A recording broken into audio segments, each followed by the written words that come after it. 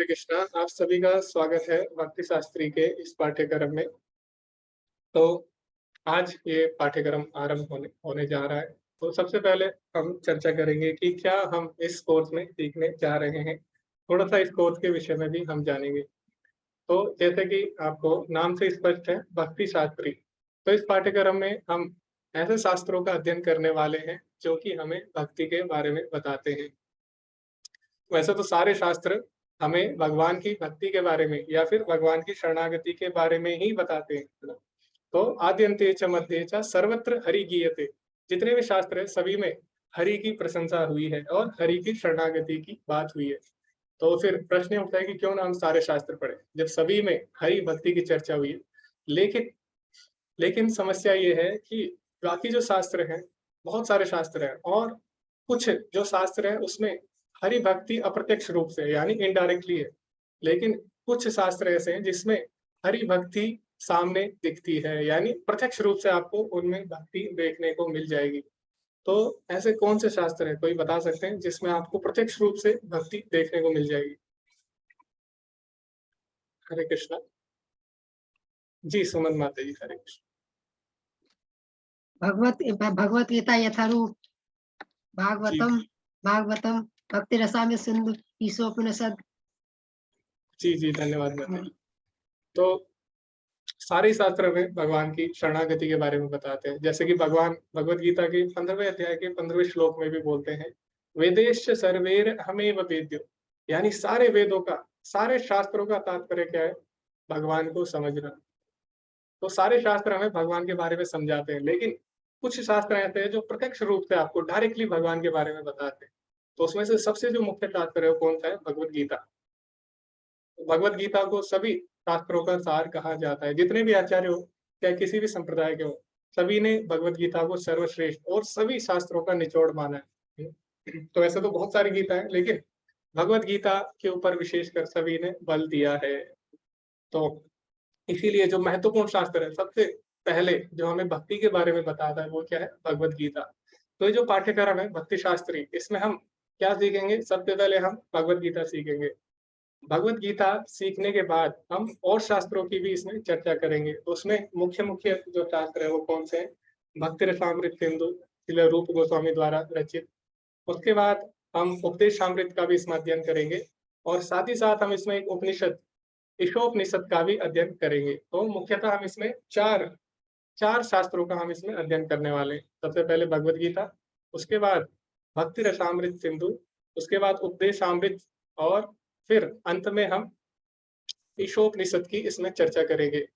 तो भक्ति शास्त्री, तो अगर आप ये पाठ्यक्रम करेंगे उसके बाद आपको जो उपाधि दी जाएगी वो होगी भक्ति शास्त्री की उपाधि। और ये जो उपाधि दी जाती है ये सारे इस्कॉन में मान्य होती है। तो पूरे किसी भी इस्कॉन में आप देखिए, और कोई भी आप अच्छा प्रीचर देखिए, आप ऑनलाइन लेक्चर देखते होंगे, जो इस्कॉन में जो डिवोटीज हैं, इस्कॉन के जो भक्त हैं, वो ऑनलाइन भी बहुत पॉपुलर है, बहुत ही प्रसिद्ध है। तो आपने जितने भी मुख्य मुख्य जितने भी आपने प्रचारकों के वीडियो देखे होंगे, तो सभी प्रचारक इस कोर्स को कर चुके हैं, भक्ति शास्त्री। तो भक्ति शास्त्री कोर्स करने के बाद आपको बहुत बहुत नई चीजें भक्ति के बारे में सीखने को मिलेंगी और आपकी भक्ति में भी सुधार होगा और आप अच्छे से प्रचार भी कर सकेंगे। तो इसीलिए भक्ति शास्त्री का कोर्स बहुत ही महत्वपूर्ण है। तो सभी इस्कॉन में इसको मान्यता प्राप्त है और ये कोर्स इस्कॉन मायापुर द्वारा कराया जाता है, जो कि इस्कॉन का मेन हेडक्वार्टर है। तो वहां से ये कोर्स चालू होता है। तो इसका जो भी पाठ्यक्रम है, जो भी इसकी प्रक्रिया है, सब इस्कॉन मायापुर द्वारा निर्धारित की जाती है। तो इसमें हम अपनी मर्जी से कुछ जोड़ या कुछ हटा नहीं सकते, है ना? ये सब पहले से निर्धारित है किस प्रकार हमें कोर्स करना है। तो ये एक सिस्टमेटिक तरीके से होता है। तो इसीलिए इस कोर्स में हमें गंभीरता की आवश्यकता है। और हम देखेंगे कि बाकी जो मंदिर होते हैं, बाकी अगर आप बाकी जगह से कोर्स करेंगे तो वहाँ पे क्या है, कोई भी इस कोर्स को कर सकता है। लेकिन उस कोर्स के लिए अगर आपको ये कोर्स करना है तो आपको 5,000 रुपए के लगभग आपको एक कोर्स के लिए पैसे देने पड़ते हैं, ठीक है। अगर आप मायापुर में जाएंगे तो वहाँ ज्यादा पैसे देने पड़ते हैं, क्योंकि वहाँ पे आप ऑफलाइन इस कोर्स को करते हो ना। वहाँ पे रहना खाना और 1 महीने में कोर्स हो जाता है। 1 महीने में क्यों हो जाता है? क्योंकि वहाँ पे डेली एक कोर्स होता है ना, इसीलिए 1 महीने में हो जाएगा, 1 या 3 महीने में हो जाता है। लेकिन यहाँ पे क्योंकि हम इसको सप्ताह में कर रहे हैं तो इसका समय थोड़ा बढ़ जाएगा, हो सकता है कोर्स को 1 से 1.5 वर्ष लग जाए। तो क्योंकि ये कोर्स साप्ताहिक है इसीलिए इसको ज़्यादा समय लगेगा। आधा जो समय होगा इस कोर्स का वो केवल भगवत गीता के बारे में होगा, क्योंकि भगवत गीता सबसे बड़ा है। इन जो 4 शास्त्रों की हमने बात की उसमें भगवत गीता सबसे बड़ा है। तो इसीलिए आधा समय इस कोर्स का भगवत गीता को जाएगा। 1 वर्ष के लगभग का एक कोर्स होगा और आधा समय हम केवल भगवत गीता की चर्चा करेंगे। तो भगवत गीता की चर्चा आवश्यक है, क्यों? क्योंकि भगवत गीता हमें भगवान के तत्व के बारे में बताती है। अगर आप भगवत गीता नहीं समझोगे और आप भगवान की कथाएँ सुनोगे, तो वैसे तो भगवान की कथाएँ जो भी सुनेगा उसका उद्धार होगा। लेकिन कई बार क्या होता है, हम भगवान की कथा सुनते हैं, हरि कथा सुनते हैं, तो हम क्या करते हैं, हम हमारे उसमें आंसू भी निकलते हैं।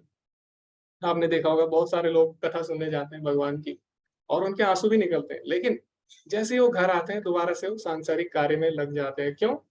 क्योंकि उन्होंने भगवान की जो कथा थी, उसको एक साधारण युवक की कथा की तरह ले लिया। साधारण मूवी, जैसे आप मूवी देखने जाते हो, मूवी देखते समय क्या होता है, आपके आँसू आते हैं, आपको अच्छा भी लगता है, लेकिन बाहर आके क्या होता है, बाहर आके फिर दोबारा से हम उसी काम में लग जाते हैं। क्यों? क्योंकि हमने उसके तत्व को नहीं समझा। तो इसी प्रकार भगवान की कथा को भी हम मूवी की तरह ले लेंगे, अगर हम उसके तत्व को नहीं समझेंगे। इसीलिए सबसे पहले जो भगवान की कथाएँ हैं, उसके तत्व को जानना आवश्यक है। इसीलिए भगवान बोलते हैं भगवद गीता के 4थे अध्याय के 9वें श्लोक में, जन्म कर्म च मे दिव्यम एवं यो वेति तत्वतः। जो मेरे जन्म और कर्म को तत्वतः जानता है, त्यक्त्वा देहम पुनर्जन्म नेति मामेति सो अर्जुन। उसका पुनर्जन्म नहीं होगा और वो मेरे पास आएगा। तो भगवान की कथा सुनने से पहले अगर हम उसके तत्व को जान लें, तो ही उसका लाभ अच्छी तरह हमें मिल पाएगा। और उसके तत्व को अगर हमें जानना है, तो उसके लिए हमें भगवद गीता समझनी होगी। तो इसीलिए भगवद गीता बहुत महत्वपूर्ण है भक्ति में आगे बढ़ने के लिए। तो आज का जो अध्याय है, आज हम पहले अध्याय का कुछ अंश करने वाले हैं। तो पहले अध्याय को हम अनेक भागों में विभाजित कर सकते हैं, जैसे कि आप देख सकते हैं स्क्रीन पे। तो जो पहला खंड है उसमें युद्ध की तैयारी के बारे में है, कि युद्ध की क्या-क्या तैयारियां हो रही हैं। उसके बाद 11वें श्लोक से 20वें 11वें श्लोक के बाद 12वें से 20वें श्लोक पे हम देखते हैं कि कुछ संकेत हमें दिख जाते हैं जिससे आपको पता लग जाएगा कि पांडवों की विजय होने वाली है। तो उसकी भी हम चर्चा करेंगे। उसके बाद जो तीसरे और चौथे खंड है उसकी चर्चा हम अगले सत्र में करेंगे। तो तीसरे खंड में अर्जुन सेना को देखते हैं, क्या उनके मन में भाव आते हैं, क्या विचार आते हैं उसके बारे में है। और फिर जो अंतिम खंड है इस अध्याय का, उसमें अर्जुन युद्ध करने से मना करते हैं, क्या कारण थे उसकी हम चर्चा करेंगे। तो इस प्रकार हम पहले अध्याय में 4 खंडों में हम इसको अध्ययन करने वाले हैं। अभी हमने देखा भक्ति शास्त्री कोर्स के बारे में थोड़ा बहुत जाना, और हमने ये भी देखा भक्ति शास्त्री कोर्स क्यों महत्वपूर्ण है। लेकिन भक्ति शास्त्री कोर्स करने का एक और उद्देश्य हमारा है, और सबसे महत्वपूर्ण उद्देश्य है। तो वो क्या है? तो आप सभी जानते होंगे श्रील प्रभुपाद जी के बारे में। तो श्रील प्रभुपाद ने क्या किया? श्रील प्रभुपाद ने पूरे जीवन भर क्या किया? पुस्तकों का अनुवाद किया और उसको यथारूप में हमारे सामने प्रस्तुत किया, और भक्ति को हमारे सामने प्रस्तुत किया और उसका प्रचार किया। तो इसके लिए उन्होंने क्या किया? बहुत ज़्यादा मेहनत की। इतनी मेहनत की कि वो रात को केवल 2 घंटे सोते थे, 12 से 2 बजे तक, और पूरी रात वो क्या करते थे? पुस्तकों का अनुवाद किया करते थे, क्योंकि उनके गुरु की आज्ञा थी। तो प्रभुपाद जी ने बोला है कि मेरी पुस्तकों में इतना दिया है कि अगर कोई मेरी पुस्तकें केवल पढ़ ले तो उसका जीवन का उद्धार हो जाएगा। तो प्रभुपाद जी ने बहुत मेहनत की है पुस्तकें लिखने में और इनका वितरण करने में। तो आज प्रभुपाद जी के कारण ही भक्ति हम तक पहुंच पा रही है। हम तक नहीं, पूरे विश्व में अगर भक्ति का प्रचार हो रहा है तो उसमें प्रभुपाद जी की मेहनत है। तो इसीलिए प्रभुपाद जी की पुस्तकें पढ़ना बहुत ही आवश्यक है। ऐसा क्या है इन पुस्तकों में कि सभी भक्ति में जुड़ रहे हैं। तो इसीलिए प्रभुपाद जी बोलते हैं, मेरी किताबों में कृष्ण भावनामृत के दर्शन को पूरी तरह समझाया गया है। अगर ऐसा कुछ है जो आपकी समझ में नहीं आता है, तो आपको बस बार-बार पढ़ना होगा। रोज़ाना पढ़ने से ज्ञान आपके सामने प्रकाशित होगा और इस प्रक्रिया से आपका आध्यात्मिक जीवन विकसित होगा। तो भक्ति शास्त्री कोर्स का हमारा एक और उद्देश्य है, वो क्या है कि प्रभुपाद जी ने जो पुस्तकें लिखी हैं, उसमें जो भक्ति को प्रस्तुत किया है, उसको समझना। तो ये भी हमारा मुख्य उद्देश्य है। अब प्रभुपाद जी क्या बोल रहे हैं, जब हम प्रभुपाद जी की पुस्तकों को बार-बार पढ़ेंगे, तो भगवान क्या बोलते हैं, अगर कोई भगवत गीता पढ़ता है, तो वो अपनी बुद्धि से मेरी पूजा करता है। तो भगवत गीता की पूजा ऐसे नहीं होती कि आप भगवत गीता को एक लाल कपड़े में बांध के मंदिर में रख दें। भगवान बोलते हैं कि भगवत गीता की पूजा कैसे होती है? अगर आप उसको पढ़ते हो। तो इसीलिए हमें क्या करना है, प्रभुपाद जी ने जितने भी शास्त्र लिखे हैं, उसमें पूरा भक्ति के बारे में, भगवान के बारे में जब हम पढ़ेंगे, तो उससे क्या होगा, हमारे हृदय में भक्ति प्रकाशित होगी।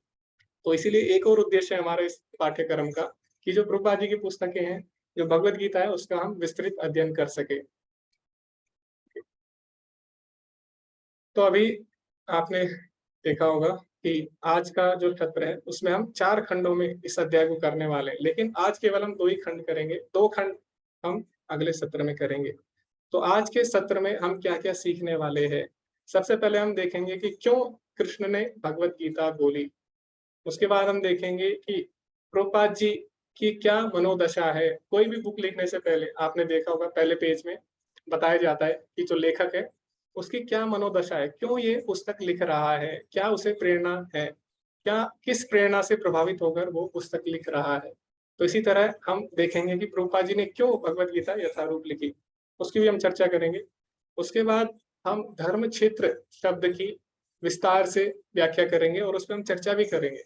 तो आपने देखा होगा, भगवत गीता का जो पहला शब्द है वो क्या है, धर्म क्षेत्र। तो उसके ऊपर भी हम चर्चा करेंगे। उसके बाद हम देखेंगे कि द्रोणाचार्य की ब्राह्मणों वाली उदार प्रकृति, तो किस प्रकार द्रोणाचार्य ने अपनी उदार प्रकृति दिखाई, उसकी भी हम चर्चा करेंगे। अंत में हम देखेंगे दुर्योधन किस तरह कूटनीति करता है। तो इस अध्याय में हमें एक और नई चीज देखने को मिलेगी, वो है दुर्योधन की कूटनीति। और अंत में हम देखेंगे पांडवों की विजय के कुछ संकेत और उनकी पहचान भी करेंगे। तो अभी इस कोर्स में आपको क्या करना है वो भी हम थोड़ा देख लेते हैं।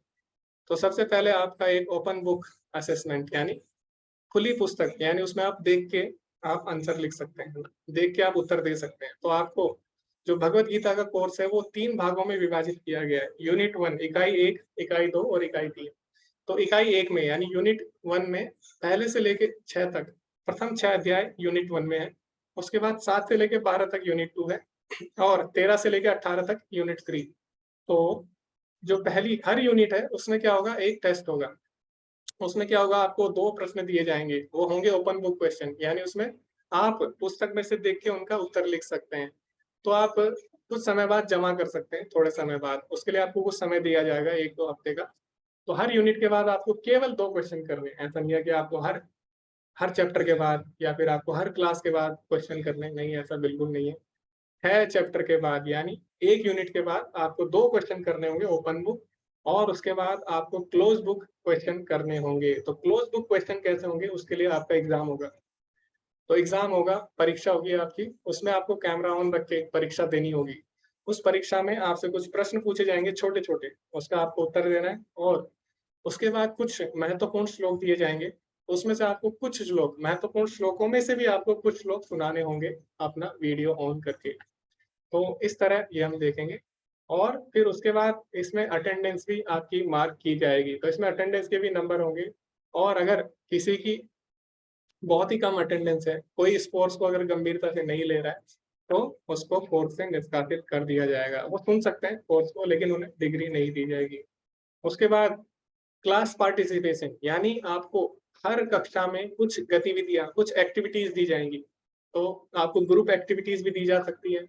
आपको मैं बीच बीच में प्रश्न भी पूछूंगा, तो उसमें आप किस तरह भाग लेते हैं वो भी महत्वपूर्ण है। तो जो भक्ति शास्त्री का कोर्स है, उसमें सबसे महत्वपूर्ण बात क्या है कि हम सभी को उसमें चर्चा करनी होती है। तो आपने देखा होगा, मैंने ग्रुप में पहले ही कल मैसेज डाल दिया था आज, कि आपको ये टॉपिक पढ़ने हैं। तो क्यों मैंने डाला, ताकि हम अच्छे से चर्चा कर सकें। तो भक्ति शास्त्री का मुख्य उद्देश्य है सभी लोग आपस में चर्चा करें और सभी एक दूसरे से नई नई चीज सीखें। क्योंकि हो सकता है किसी एक विषय को लेकर मेरा ज्ञान सीमित है, आपका ज्ञान सीमित है, किसी और का ज्ञान सीमित है, लेकिन जब हम एक साथ चर्चा करेंगे तो हमें बहुत सारी चीजें उसमें सीखने को मिल जाती है। तो ये भक्ति शास्त्री कोर्स की विशेषता है, क्या आपस में चर्चा करना। तो बाकी के जो लेवल होते हैं, लेवल 1, 2, 3, उसमें क्या होता है, उसमें एक साइड होता है, एक स्पीकर होता है, वो बोलता है, आप सुनते हैं, अंत में क्या होता है, क्वेश्चन आंसर होते हैं। लेकिन भक्ति शास्त्री में ऐसा नहीं है। भक्ति शास्त्री में केवल चर्चाएं होंगी, तो आपको पूरा अवसर दिया जाएगा बोलने का। तो इसीलिए इसमें चर्चा महत्वपूर्ण है। तो आप सभी को कक्षा में भाग लेना है और इसको ध्यान से सुनना है। तो अभी हम पहली चर्चा करने जा रहे हैं। तो पहली चर्चा का प्रश्न क्या है कि ऐसी क्या परिस्थिति आ गई थी कि भगवान को भगवत गीता बोलनी पड़ी। भगवत गीता क्यों बोलनी पड़ी? किस परिस्थिति में बोलनी पड़ी और वो परिस्थिति क्यों उत्पन्न हुई, तो उसके बारे में हम चर्चा करेंगे। तो दो कारण है, एक है अंतः कारण, एक है बाह्य कारण। अंतः कारण क्या है? अंतः कारण कोई बोल सकता है कि भगवान ने धर्म की स्थापना के लिए, हम सबको भक्ति देने के लिए, भक्ति के बारे में समझाने के लिए भगवत गीता बोली, ये अंतः कारण है। बाहरी कारण क्या है भगवत गीता बोलने का? क्यों भगवत गीता बोली गई? अर्जुन को युद्ध में उसका धर्म याद दिलाने के लिए या फिर युद्ध करने के लिए। युद्ध क्यों हुआ? उसके पीछे कुछ ऐतिहासिक कारण है। तो इस तरह बाहरी कारण है, अंतः कारण है भगवत गीता बोलने के। तो क्या आप में से कोई बता सकते हैं कि भगवत गीता क्यों बोली गई? महाभारत का युद्ध क्यों हुआ? इसके पीछे क्या इतिहास है? थोड़ा सा आप इसके बारे में समझाएंगे?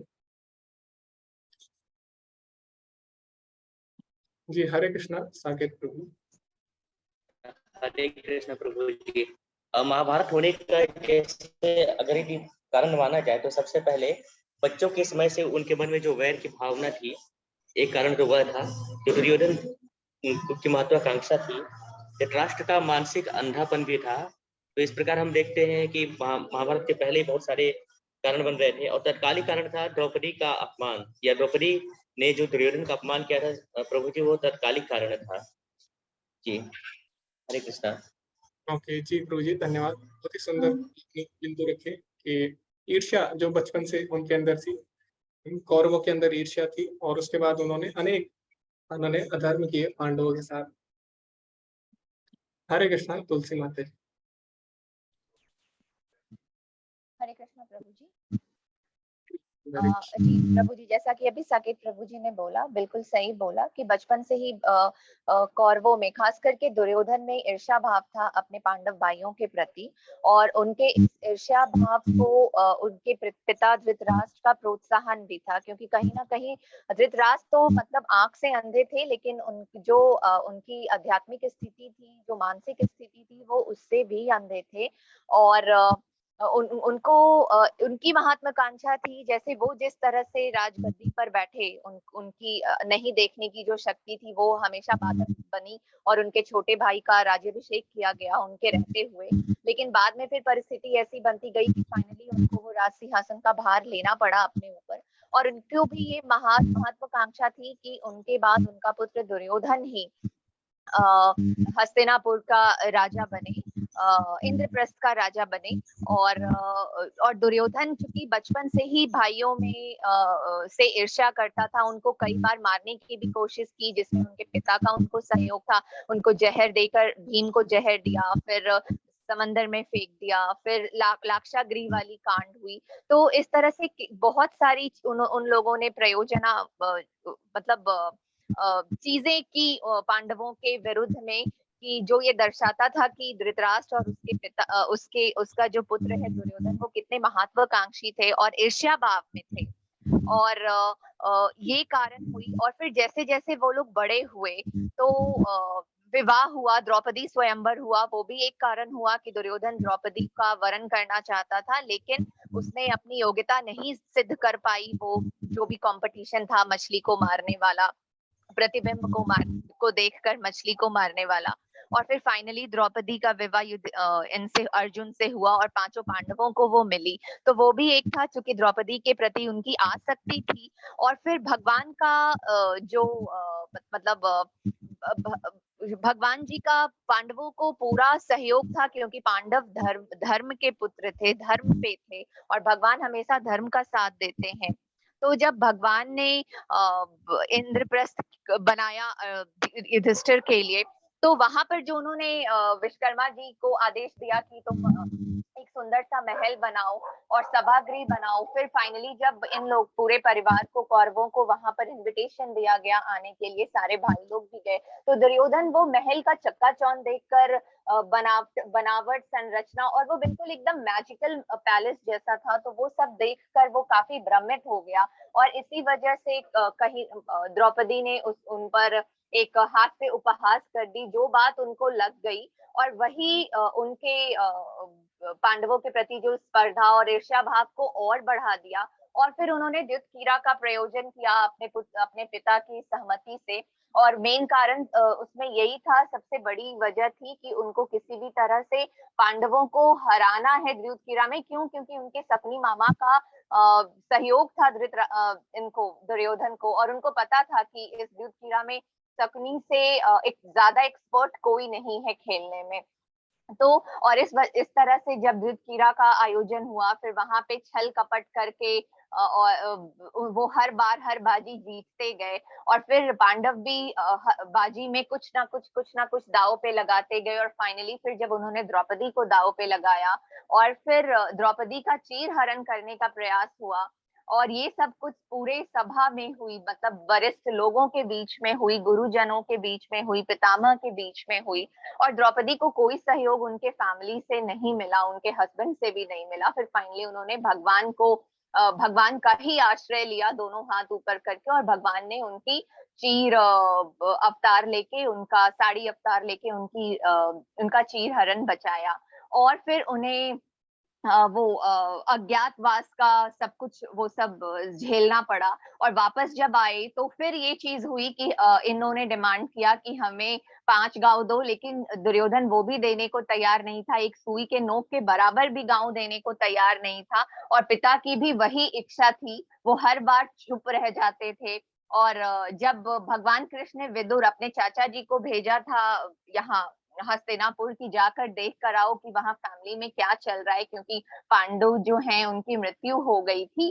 तो वहां विदुर जी ने भी उन्हें बहुत कुछ समझाया बताया, लेकिन धृतराष्ट्र जानते थे कि भगवान श्री कृष्ण भगवान है, श्री भगवान है, लेकिन उनके ऊपर जो वो पुत्र मोह का जो पट्टी लगा हुआ था, वास्तव में वो उनको हर समय विवश करता रहता था, कि वो सब कुछ देखते हुए भी, सब सारी सच्चाई को जानते हुए भी, वो पुत्र मोहवश अपने आप को सही कदम उठाने पे विवश नहीं कर पाते थे, और हर बार गलत का ही साथ देते थे, दुर्योधन का साथ जी देते थे। तो फिर इस तरह से फिर युद्ध का आरंभ हुआ, जब भूमि देने से मना हो गई, और भगवान श्री कृष्ण स्वयं आए थे धृतराष्ट्र को समझाने के लिए। और वहां पे भी दुर्योधन ने भगवान का अपमान किया, और भगवान ने वहां पर अपना विराट रूप सभी को दिखाया। और फिर फाइनली जब युद्ध डिसाइड हुआ कि अब युद्ध के अलावा इस चीज का कोई और रास्ता नहीं है, निवारण नहीं है, तो फिर वहां भी अर्जुन और शकुनी ने छल किया कि भगवान से उनकी सेना मांगी, और अर्जुन ने भगवान को मांगा, भगवान का साथ मांगा। जी और जी फिर जी जब कुरुक्षेत्र में दोनों पक्ष आए युद्ध के लिए, और अर्जुन अपने परिवार वालों को, वृद्ध जनों को, पितामह को, और अपने भाइयों को, ससुरों को, और अपने परिवार में जितने भी रिलेटिव्स थे, सबको देखकर जब वो भयभीत हो गए, उनका मानसिक संतुलन जाने लगा, तो भगवान ने अर्जुन को अपना कर्तव्य याद दिलाने के लिए और तत्व ज्ञान कराने के लिए कि तुम ये सोचकर सिर्फ अपने कदम पीछे मत करो कि सामने मेरा परिवार खड़ा है, उन्होंने जी गीता का जी ज्ञान माता जी, दिया। अभी हम इसी चर्चा करेंगे क्योंकि अभी हमारे पास ओके। तो माता जी ने काफी विस्तार से बताया और धन्यवाद माता जी। तो पहले ही माता जी काफी विस्तार से बता चुकी है। तो मेन कारण यही था, मुख्य कारण, जो बाहरी कारण माता जी ने आपको बता दिया युद्ध का, कि किस प्रकार पूरा एक इतिहास चला और किस प्रकार बचपन से ईर्ष्या करते थे। जो कहानी पहले से ही आरंभ हो जाती है, जो महाभारत की है, कब से आरंभ हो जाती है, वो धृतराष्ट्र से पहले से ही आरंभ हो जाती है। तो जब डिसाइड हुआ, जब निर्णय हुआ कि दोनों बेटों में से किसको राज्य दिया जाए, तो जो पांडु थे और धृतराष्ट्र दोनों भाई थे, लेकिन क्या हुआ, बड़े भाई को राज्य मिलना चाहिए था। तो ऐसा होता था। तो बड़े भाई को क्यों राज्य मिलता था? क्योंकि ये तो साधारण सी बात है कि जो बड़ा होगा उसको ज्यादा अनुभव होता है, तो इसलिए बड़े भाई को राज्य दिया जाता था। तो अभी क्या है, लेकिन जो धृतराष्ट्र थे वो अंधे थे, तो इस कारण जो राज्य है वो छोटे भाई को दिया गया, पांडु को दिया गया। तो धृतराष्ट्र बचपन से ही ईर्ष्या करने लग गया, पहले से ईर्ष्या करने लग गया पांडु से, क्योंकि उसको पता है कि राज्य पांडु को मिलेगा। तो जब पांडु को राज्य मिला, बहुत ज्यादा ईर्ष्या और बढ़ गई उसकी।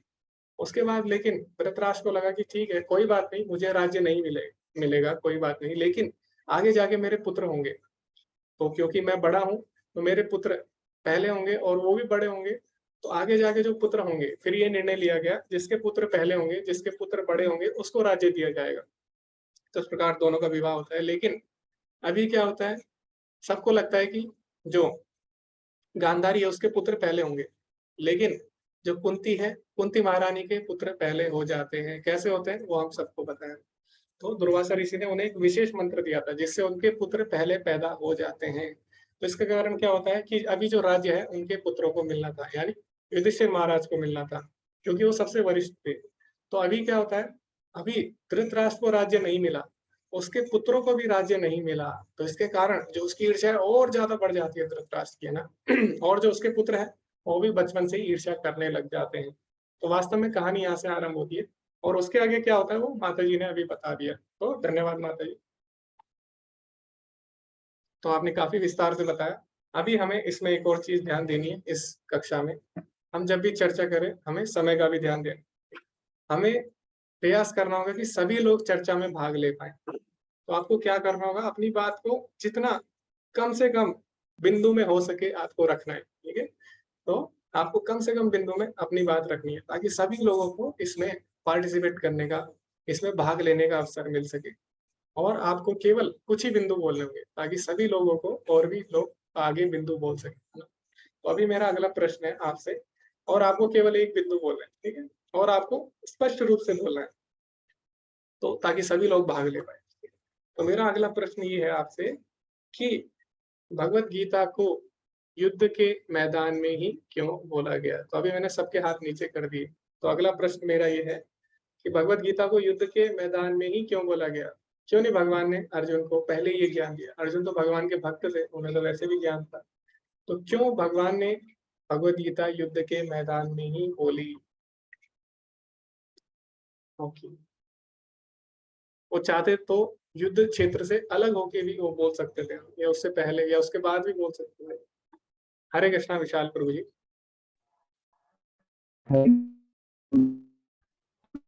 जब इनकी तैयारी हो चुकी थी और जब अर्जुन मैदान में गए और उन्होंने सभी रिश्तेदारों को अपने अपने भी देखा कि कोई इनके कोई, वो बिल्कुल परेशान हो गए। जी प्रभु जी, आपकी आवाज नहीं आ रही है। हरे कृष्णा। तो क्या बाकी लोगों को आ रही है आवाज? हरे कृष्णा। नहीं आ रही है तो किसी को नहीं आ रही है प्रभु जी, आपके नेटवर्क में कोई इशू है तो क्षमा आ रही है प्रभु जी?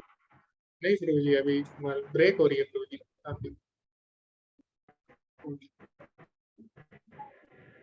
हरे कृष्णा। सुमन माता जी, आप अपना एक बिंदु रखिए। कोई भगवान ने हरे भगवत कृष्णा, हरे कृष्णा, गीता हरे कृष्णा प्रभु जी। क्योंकि कुरुक्षेत्र एक धर्म का स्थान है और वहां पर धर्म की स्थापना करने के लिए ही कृष्ण ने ये भागवत गीता बोली है। और वहां पे धर्म और धर्म का ही युद्ध हुआ था कि उसपे धर्म अधर्म के युद्ध में अधर्म को हटाने के लिए और धर्म की स्थापना करने के लिए ही भगवत गीता बोली गई है। जी माता जी। शॉर्ट में यही है प्रभु जी। जी जी जी माता जी। तो माता जी ने बोला धर्म की स्थापना, धर्म क्षेत्र था इसीलिए वहां पे धर्म का कार्य किया गया, इसीलिए भगवत गीता युद्ध क्षेत्र यानी कुरुक्षेत्र में बोली गई। हरे कृष्णा तुलिका माता जी। हरे कृष्ण प्रभु जी।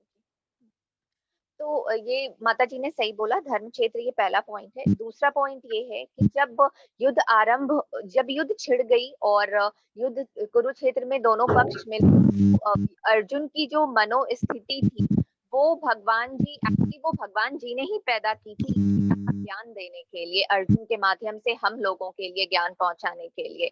तो अर्जुन की जो विक्षिप्त मानसिकता हो गई थी अपने लोगों को देखकर, तो उनको सत्य तत्व का ज्ञान देने के लिए भगवान ने ये गीता बोली। जी माता जी। तो माता जी का कहना है कि अर्जुन के माध्यम से भगवान ने हमें भगवत गीता बोली। वास्तव में अर्जुन तो भगवान के भक्त हैं और नित्य नित्य पार्षद है भगवान के। जैसे भगवान बोलते भी हैं 4थे अध्याय में, बहुनी में व्यतीतानी जन्मानी तब चार्जुना। हे अर्जुन, तुम और मैं अनेक बार इस धराधाम पर आ चुके हैं। तो यानी अर्जुन भगवान के नित्य पार्षद है, नित्य भक्त है, तो कभी भी मोह में नहीं पड़ सकते। तो एक तरह से क्या कर रहे हैं, एक तरह से नाटक कर रहे हैं, ताकि जो परिस्थिति हमारे साथ है उनको हम कैसे उनसे बाहर निकलेंगे, उसके लिए भगवान ने क्या किया, अर्जुन को माध्यम बनाया। भगवान बोलते भी हैं 11वें अध्याय में, निमित्त मात्रेण भव सव्यसाची, निमित्त मात्रम भव सव्यसाची, यानी हे अर्जुन तुम केवल एक निमित्त मात्र हो। तो अर्जुन एक निमित्त मात्र था हम तक भगवत गीता का संदेश पहुंचाने का। जैसे रिपोर्टर होता है, रिपोर्टर क्या करता है जब किसी का इंटरव्यू लेता है, साक्षात्कार, तो उसमें कुछ प्रश्न पूछता है ना कि देश में ऐसा क्यों हो रहा है, देश में वैसा क्यों हो रहा है। तो इसका मतलब ये नहीं है कि वो रिपोर्टर के प्रश्न होते हैं, वो पूरे देश के प्रश्न होते हैं, पूरी जनता के प्रश्न होते हैं ना। इसी प्रकार अर्जुन हम सभी को संबोधित करता है, सभी जो जीवात्मा है उनकी तरफ से अर्जुन प्रश्न पूछ रहा है। तो हमारी जो समस्याएं हैं हमारे जीवन में जो आने वाली है, उनका उत्तर हमें अर्जुन के माध्यम से मिलने वाला है। तो ये भी एक कारण था। ओके, हरे कृष्णा प्रवीण प्रभु जी। हरे कृष्ण प्रभु जी, दंडवत प्रणाम। हरे कृष्णा, आवाज आ रही है प्रभु जी? प्रभु जी, श्री कृष्ण भगवान ने गीता का उपदेश इसलिए दिया क्योंकि अर्जुन कुरुक्षेत्र में युद्ध करने के लिए मना कर दिया था उन्होंने। वो कह रहे थे कि मैं युद्ध नहीं करूंगा, क्योंकि वो मोह माया में पड़े हुए थे। तो उसी से बाहर निकालने के लिए भगवान ने गीता का उपदेश दिया। जी जी, धन्यवाद प्रभु जी। तो अर्जुन को मोह से बाहर निकालने के लिए, और जैसे कि माता जी ने अभी बोला, अर्जुन के माध्यम से हम सभी को मोह से बाहर निकालने के लिए भगवान ने भगवत गीता बोली। लेकिन मेरा प्रश्न कुछ और था। मेरा प्रश्न था कि युद्ध क्षेत्र में ही क्यों बोली, वो तो हम सभी को पता है भगवत गीता क्यों बोली, लेकिन युद्ध क्षेत्र में ही क्यों बोली, उसके दो मुख्य कारण है। पहला मुख्य कारण क्या है? नहीं, अभी समय समाप्त हो चुका है प्रश्न का, अभी आप हैंड रेज नहीं कर। तो पहला कारण ये है कि हमारे जीवन में जब ऐसी परिस्थिति आए, विषम परिस्थिति, हमारे जीवन में हमेशा अच्छी परिस्थिति नहीं रहेगी। जैसे भगवान बोलते हैं संसार क्या है, दुखालय मशाश्वतम, यानी यहाँ दुख आने ही आने हैं। तो जब हमारे जीवन में दुख आएंगे तो हमें कैसे निर्णय लेना होगा, तो इसीलिए भगवान ने उस परिस्थिति में भगवत गीता बोली जहाँ पे विषम परिस्थितियां हैं। युद्ध क्षेत्र में क्या होता है, विषम परिस्थितियां होती है ना, कब आप पे हमला हो जाए, कब आपके प्राण निकल जाए, पूरा दुख का वातावरण रहता है, आपके साथी मर रहे हैं। तो इस तरह युद्ध क्षेत्र जो होता है उसमें पूरा दुख का वातावरण रहता है। तो दुख के समय उस दुख से कैसे बाहर निकलना है, इसीलिए भगवान ने क्या किया, युद्ध में भगवत गीता बोली। क्योंकि हमारा जीवन भी एक युद्ध की तरह, आप देखें अगर हम हमेशा संघर्ष कर रहे हैं ना, युद्ध की तरह ही जीवन है। तो इस जीवन का उद्देश्य क्या है, और इस जीवन में जो दुख आ रहे हैं उससे हम कैसे बाहर निकलेंगे, इसीलिए भगवान ने युद्ध क्षेत्र में भगवत गीता बोली। दूसरा कारण क्या है युद्ध में भगवत गीता बोलने का, युद्ध क्षेत्र में? तो आपको पता होगा, आपने देखा होगा, ये हमारी प्रवृत्ति होती है मनुष्यों की, कि जैसे आप मार्केट जाएंगे, बाजार जाएंगे, अगर किसी का एक्सीडेंट हो गया तो क्या होता है, कोई रुकता नहीं है ना, हर कोई चले जाता है। बहुत कम लोग होंगे, एक दो लोग जो रुक जाएंगे और उसकी सहायता करेंगे, बाकी सोचेंगे नहीं हमें इस चक्कर में नहीं पड़ना है, तो हमें तो अपना काम करना है, निकल जाएंगे। लेकिन जैसे वहां पे झगड़ा होगा, मार्केट में दो लोग लड़ रहे होंगे, तो क्या होता है, पूरी भीड़ इकट्ठी हो जाती है, चारों तरफ से लोग देखने लग जाते हैं। और आपने देखा होगा गली मोहल्ले में भी जब झगड़े होते हैं, लड़ाई होती है, तो क्या होता है, ऊपर से सब लोग अपने अपनी छत से, कोई अपने अपने खिड़की से, दरवाजे से झांकने लगते हैं। तो ये मनुष्य की प्रवृत्ति है, क्या झगड़े में उसको हमेशा से रुचि रही है। आप अभी भी देखें, कुछ देशों के युद्ध चल रहे थे तो सारे न्यूज चैनल पे क्या आ रहा था, युद्ध के बारे में ही आ रहा था, और हर क्षण उसी के बारे में चल रहा है।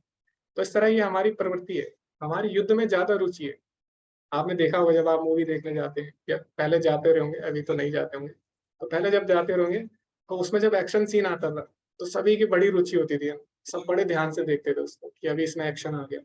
तो इस तरह हमारी प्रवृत्ति है, हम लोग युद्ध में ज्यादा रुचि लेते हैं। तो भगवान ने क्या किया, जब महाभारत का युद्ध हुआ, तो महाभारत का युद्ध कोई गली मोहल्ले का झगड़ा नहीं था, बहुत बड़ा युद्ध था, उसमें सभी लोग भाग ले रहे थे। सभी दूर दूर के महान महान योद्धा आए थे उसमें भाग लेने, लाखों योद्धा आए थे।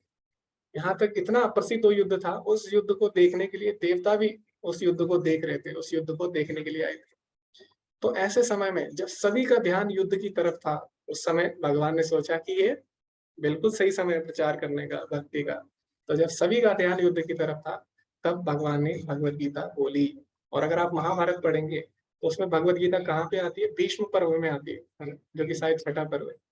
तो भीष्म पर्व में क्या है, पूरा युद्ध के बारे में है। लेकिन अब कोई इसलिए महाभारत पढ़ रहे हो सकता है युद्ध में रुचि लेने के लिए ना, कि मैं देखता हूँ पहले जमाने में कैसे युद्ध होता था, और बीच में क्या आ जाएगी, तुरंत भगवत गीता आ जाएगी। तो इसीलिए भगवान ने क्या किया, भगवान को पता है हमारी रुचि क्या है, क्योंकि भगवान हमारे पिता है। पिता हमस्य जगतो माता दाता पितामह। तो भगवान को सब पता है हमारी प्रवृत्ति क्या है, तो इसीलिए भगवान ने क्या किया, युद्ध के समय भगवत गीता बोली ताकि हम सभी लोग उसमें रुचि ले युद्ध में, और इसी बहाने हम भगवत गीता सीख लें। तो ये भी एक कारण था। तो अभी हम आगे बढ़ते हैं।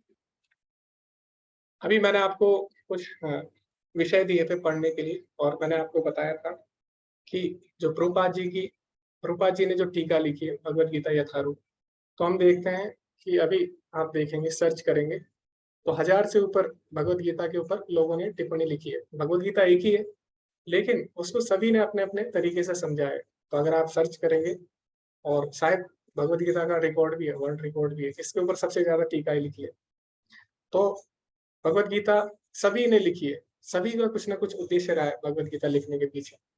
तो प्रभुपाद जी का क्या उद्देश्य है वो हमें पता लगता है। भगवत गीता यथारूप अगर आप खोलेंगे, उसमें प्रस्तावना करके आता है। इससे पहले पुस्तक जब कोई भी आरंभ होती है, उससे पहले लेखक की क्या मनोदशा है, क्यों वो ये पुस्तक लिख रहा है, क्या उसकी प्रेरणा है, वो हर पुस्तक में आपको देखने को मिल जाएगा। कोई भी पुस्तक आप लीजिए, तो इसमें हमें अभी चर्चा करनी है, कुछ कारण बताने हैं कि क्यों प्रभुपाद जी ने भगवत गीता यथारूप लिखी, क्या उनकी मनोदशा थी और क्या उनका मिशन था। तो आपको एक एक बिंदु रखना है, शॉर्ट में आपको बताना है बिल्कुल, ताकि सभी लोगों को अवसर मिल सके, और बिल्कुल कम से कम समय में आपको अपने बिंदु रखना। जी हरे कृष्णा, साकेत प्रभु जी। हरे कृष्ण प्रभु जी। प्रभु जी, पहला कारण तो ये था कि जिन लोगों ने जैसे भाष्य लिखा है, टीकाएं लिखी है, तो उनमें उसमें उन्होंने अपने उद्गार लिख दिए हैं, अपनी बातों को लिख दिया, एज इट इज नहीं लिखा है।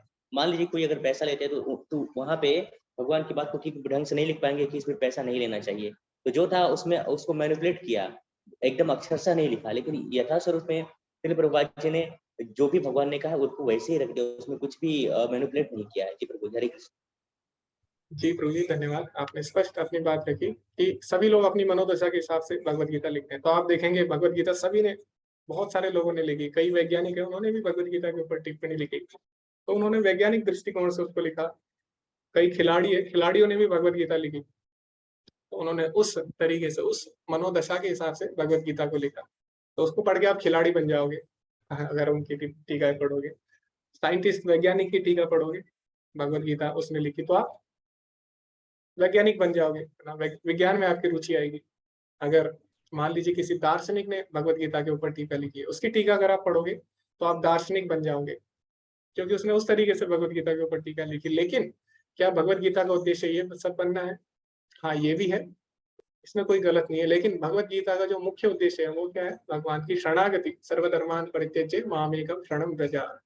तो भगवान की शरणागति जिसने ली है, वही भगवत गीता को अच्छी तरीके से लिख सकता है। तो जो भगवान के भक्त हैं, वही भगवान के बारे में आपको बता सकते हैं ना। तो भगवान बोलते हैं भगवत गीता में, भक्त्या माम अभिजानाति यावान चस्मि तत्वता, केवल भक्ति के द्वारा ही मुझे अच्छी तरह समझा जा सकता है, वास्तव में समझा जा सकता है। तो जब कोई भगवान का भक्त ही नहीं है, तो वो भगवत गीता को वास्तव में समझ ही नहीं सकता। ये खुद भगवान बोल रहे हैं भगवत गीता। तो जो भगवत गीता को समझ नहीं सकता, वो आपको भगवत गीता कैसे समझा सकता है? तो इसीलिए हमें क्या करना चाहिए? भक्तों की भगवत गीता पढ़नी चाहिए। तो ये भी गुरु जी ने बिल्कुल सही कारण दिया। हरे कृष्णा, सुमन माता जी। हरे कृष्णा प्रभु जी। जी प्रभुपाद जी ने संन्यास लेने के बाद अपने गुरुदेव के आदेश के पालन करने के लिए बहुत कठिनाइयां उठाई, और कठिनाइयों के साथ में एक मालवाहक के लिए एक मालवाहक जलयान द्वारा वो न्यूयॉर्क पहुंचे। वहां पे उनके पास बिल्कुल पैसा भी नहीं था। बिना पैसे होने के बावजूद ही अंतरराष्ट्रीय, 1 वर्ष के बाद उन्होंने अंतरराष्ट्रीय कृष्ण भावनामृत का संघ की स्थापना की। और इसके बाद प्रभुपाद जी ने अपने कुशल भारी निर्देशन से संघ भर में 100 से अधिक आश्रम बनवाए, मंदिर बनवाए, और 12 वर्षों में उन्होंने वृद्धावस्था की चिंता न करते हुए भी उन्होंने विश्व में 6 महाद्वीपों की 14 परिक्रमाएं इतने व्यस्त कार्यक्रम के रहते हुए की। प्रभुपाद की लेखनी अविरल चलती रहती थी। उनकी रचनाएं 50 से अधिक माता जी, भाषाओं में हमारा प्रश्न ये है कि प्रभुपाद जी ने भगवत गीता यथारूप क्यों लिखी? आप स्पष्ट बिंदु, एक पॉइंट में आप इसका आंसर दे सकते हैं। प्रभुपाद जी ने भगवत गीता मनोदशा, प्रभु जी मैंने मनोदशा बताई प्रभुपाद जी की। अच्छा अच्छा, आपने ओके। मनोदशा पूछा था ना, आपने जी कहा था जी ना। जी माता जी। हरे कृष्णा प्रभु जी। जी माता जी, धन्यवाद। ओके, तो माता जी ने बोला प्रभुपाद जी ने क्या मनोदशा के साथ भगवत गीता लिखी। तो इसको हम शॉर्ट में कैसे बोल सकते हैं कि प्रभुपाद जी अपने गुरु की आज्ञा का पालन करने के लिए और भगवत गीता का प्रचार करने के लिए, भगवान की भक्ति का प्रचार करने के लिए उन्होंने भगवत गीता लिखी। हम इसको शॉर्ट में बोल सकते हैं माता जी। क्योंकि अगर आप पूरी स्टोरी बताएंगे प्रभुपाद जी की, तो एक पूरी पुस्तक है प्रभुपाद लीलामृत में, तो उसमें बहुत सारी चीजें हैं सीखने को। तो हमें शॉर्ट में अपने पॉइंट रखने कि अपने गुरु की आज्ञा का पालन करने के लिए और चैतन्य महाप्रभु का जो आंदोलन है उसको आगे बढ़ाने के लिए प्रभुपाद जी ने भगवत गीता लिखी। तो ऐसे आपको एक पॉइंट में आंसर दे। हरे कृष्णा मनोज प्रभु। हरे कृष्ण प्रभु जी, दंडवत प्रणाम। जी धन्यवाद प्रणाम। प्रभु जी,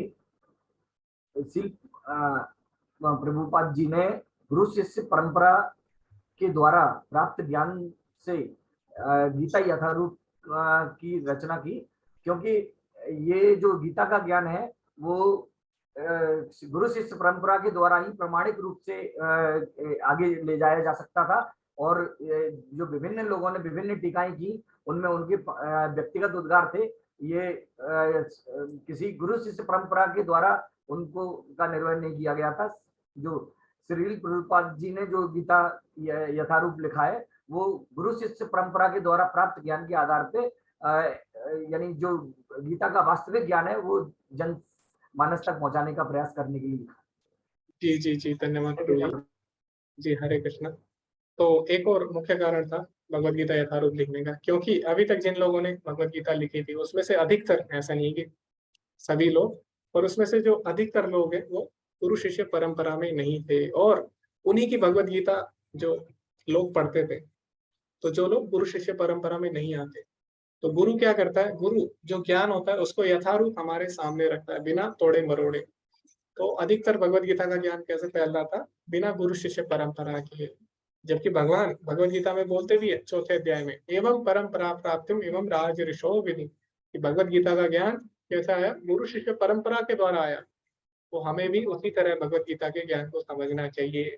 तो क्योंकि गुरु शिष्य परंपरा में ज्ञान नहीं आ रहा था बाकी जो गीता की जो टीकाएं थी या टिप्पणी थी, तो इसलिए प्रभुपाद जी ने सोचा कि मैं क्या करूँ, भगवत गीता यथारूप, यानी जो ज्ञान गुरु शिष्य परंपरा में आ रहा है, जो भाव अर्जुन का था भगवत गीता सुनते समय, जो अर्जुन को प्राप्त हुआ वही हमें प्राप्त हो सके। तो इसीलिए प्रभुपाद जी ने भगवत गीता यथारूप लिखी।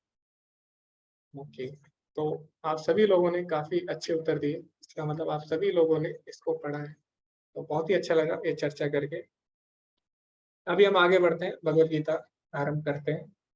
तो सबसे पहला श्लोक है, धृतराष्ट्र ने बोला है, धृतराष्ट्र उवाच धर्मक्षेत्रे कुरुक्षेत्रे समवेतायुत्सवः मामकः पांडवश्चैव किम अकुर्वत संजय। धृतराष्ट्र ने कहा, हे संजय, धर्म भूमि कुरुक्षेत्र में युद्ध की इच्छा से एकत्रित हुए मेरे तथा पांडु के पुत्रों ने क्या किया।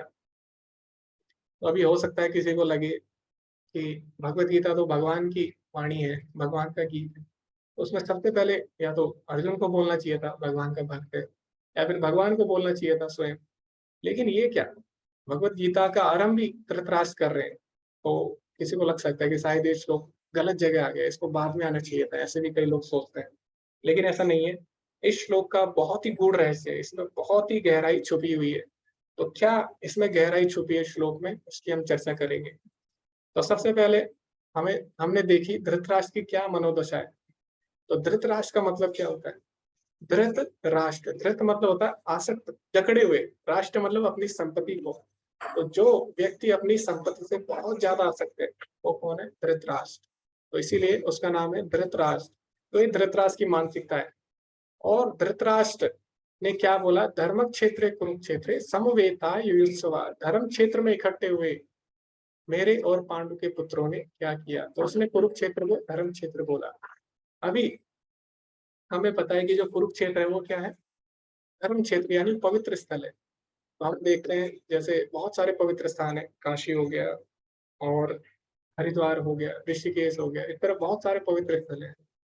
तो जो कुरुक्षेत्र था वो भी प्राचीन काल से पवित्र तीर्थ स्थलों में गिना जाता था, तो इसीलिए उसको धर्म क्षेत्र बोला गया है। तो अभी क्या होता है, हर जगह का कुछ ना कुछ प्रभाव होता है।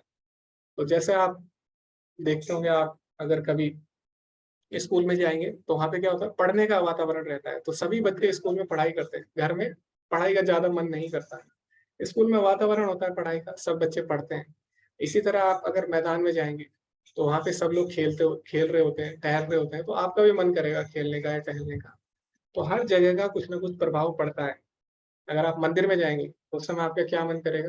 भगवान के बारे में सुनने का, और आपके मन में अच्छे-अच्छे विचार आते। तो हर जगह का अपना एक प्रभाव होता है, चाहे वो अच्छी जगह हो या गलत जगह हो। तो यहाँ पे कुरुक्षेत्र जो है वो धर्म क्षेत्र है, यानी धर्म की भूमि है। तो उसका भी प्रभाव होगा। उसका क्या प्रभाव होगा? उसका अच्छा प्रभाव होगा, क्योंकि धर्म क्षेत्र है। तो धृतराष्ट्र को कहीं न कहीं डर है कि जो मेरे पुत्र हैं वो तो अधर्मी हैं, वो तो धर्म के पक्ष में नहीं है, और कहीं धर्म क्षेत्र का प्रभाव न पड़ जाए, कहीं वो लोग युद्ध करने से मना न कर दें। तो इसीलिए उसको डर है। क्यों? क्योंकि अगर वो मना कर देंगे तो राज्य उसके हाथ में नहीं आ पाएगा।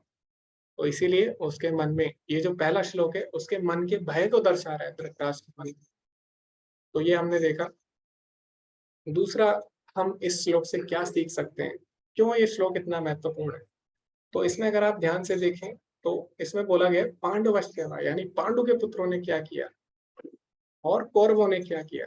तो हम सभी को पता है, कौरव जो कुरु वंश है, पांडव भी उसी में आते हैं, और जो धृतराष्ट्र के पुत्र हैं वो भी उसी में आते हैं। लेकिन धृतराष्ट्र के पुत्र ने अपने पुत्रों को तो कौरव बोल दिया, कुरुवंशी, और पांडु के पुत्रों को बिल्कुल ही अपने वंश से अलग कर दिया, उनको अलग नाम से पुकारा है, पांडव कह के बुलाया। तो इस प्रकार उसने क्या किया? अपने को अलग कर दिया, अपने पुत्रों को, और पांडवों को अलग कर दिया, जबकि है वो उसी के पुत्र है। तो जब कोई छोटे भाई की अगर मृत्यु हो जाती है तो उसके पुत्र की जिम्मेदारी किसके ऊपर होती है? बड़े भाई के ऊपर होती है। तो वो भी एक तरह से उसके पिता समान ही है, धृतराष्ट्र पांडु। तो इस तरह सब उसी के पुत्र के समान है। लेकिन अभी क्या है, उसके अंदर मैं मेरे की भावना आ गई है, मेरे पुत्र और पांडु के पुत्र। तो इस श्लोक से हमें ये सीखने को मिलता है कि संसार में जितनी भी समस्याएं हैं उनका वास्तविक कारण क्या है। जितने भी दुख आ रहे हैं हमारे जीवन में, मैं मेरे की भावना ही उनका मूल कारण है। जब तक मैं मेरे की भावना नहीं जाएगी तब तक इस संसार में हमें दुख मिलते रहेंगे, क्योंकि वास्तव में सब चीज किसकी है? वास्तव में सब भगवान की है। ईशावास्यम इदम सर्वम यत्किंचित जगत्याम जगत। तो ईशोपनिषद में हम लोग पढ़ेंगे। तो ईशोपनिषद में पहला ही मंत्र है, उसमें बोला गया है कि सब कुछ भगवान का है और हमें उतना ही लेना चाहिए जितनी आवश्यकता है। तो वास्तव में सब चीज भगवान का है। कोई बोलेगा घर तो मेरा है।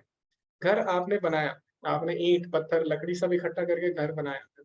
तो आपने क्या किया? इसको इकट्ठा किया, लेकिन क्या आपने ईंट बनाई, पत्थर बनाया आपने? नहीं, ये सब पहले से ही था सृष्टि में। तो ये किसने दिया? सब हमें भगवान ने दिया।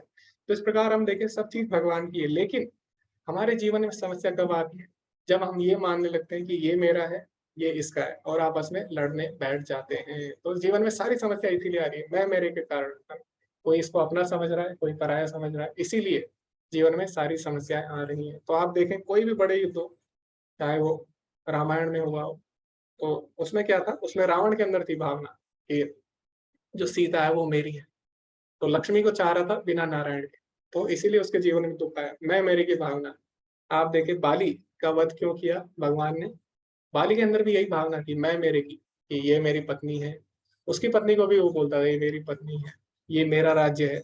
तो जितनी भी आप देखें जीवन में या इतिहास आप देखें, तो सारी समस्याओं के कारण क्या है? मैं मेरे की भावना। अभी भी आप देखें कुछ देशों में युद्ध हो रहे हैं, क्यों हो रहे हैं? उनको लगता है कि ये मेरा है, ये इसका है, ये मेरा है, ये इसका है ना। तो जो भी समस्या हमारे जीवन में आ रही है उसकी जड़ क्या है? मैं मेरे की भावना। तो इसीलिए जो पहला श्लोक है बहुत ही महत्वपूर्ण है। ये हमें सिखाता है कि सब कुछ भगवान का है और मैं मेरे की भावना हमें त्यागनी है। अभी अगर आप प्रभुपाद जी का तात्पर्य पढ़ेंगे तो उसमें प्रभुपाद जी बोलते हैं कि जो धर्म क्षेत्र है उसका क्या मतलब है। क्षेत्र मतलब होता है, क्षेत्र का एक और अर्थ होता है भूमि यानी खेत। तो धर्म क्षेत्र जहाँ पे धर्म की खेती होगी, जहाँ पे धर्म फैलेगा। तो जैसे कि गेहूं की खेती होती है, चावल की खेती, तो उसमें क्या होगा?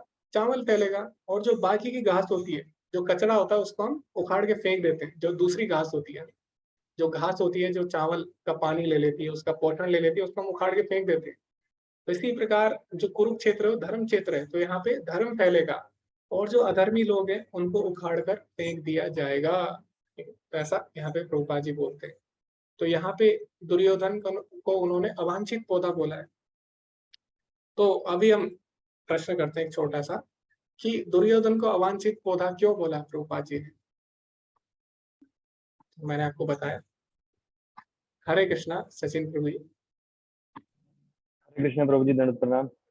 जी प्रभु जी, धन्यवाद। जैसे आपने बताया कि सभी दोनों पांडव और कौरव सब कुरुवंश हैं, तो जैसे उन्होंने बोल दिया धृतराष्ट्र ने कि मेरे पुत्र और पांडव के पुत्र, तो इसलिए जैसे आपने धान का एग्जाम्पल दिया, कि जैसे उसमें से अनवांटेड प्लांट को उखाड़ दिया जाता है, ऐसे ही दुर्योधन और उनको सबको उखाड़ दिया जाएगा, क्योंकि वो जैसे बताया अधर्म के उसमें है जो है।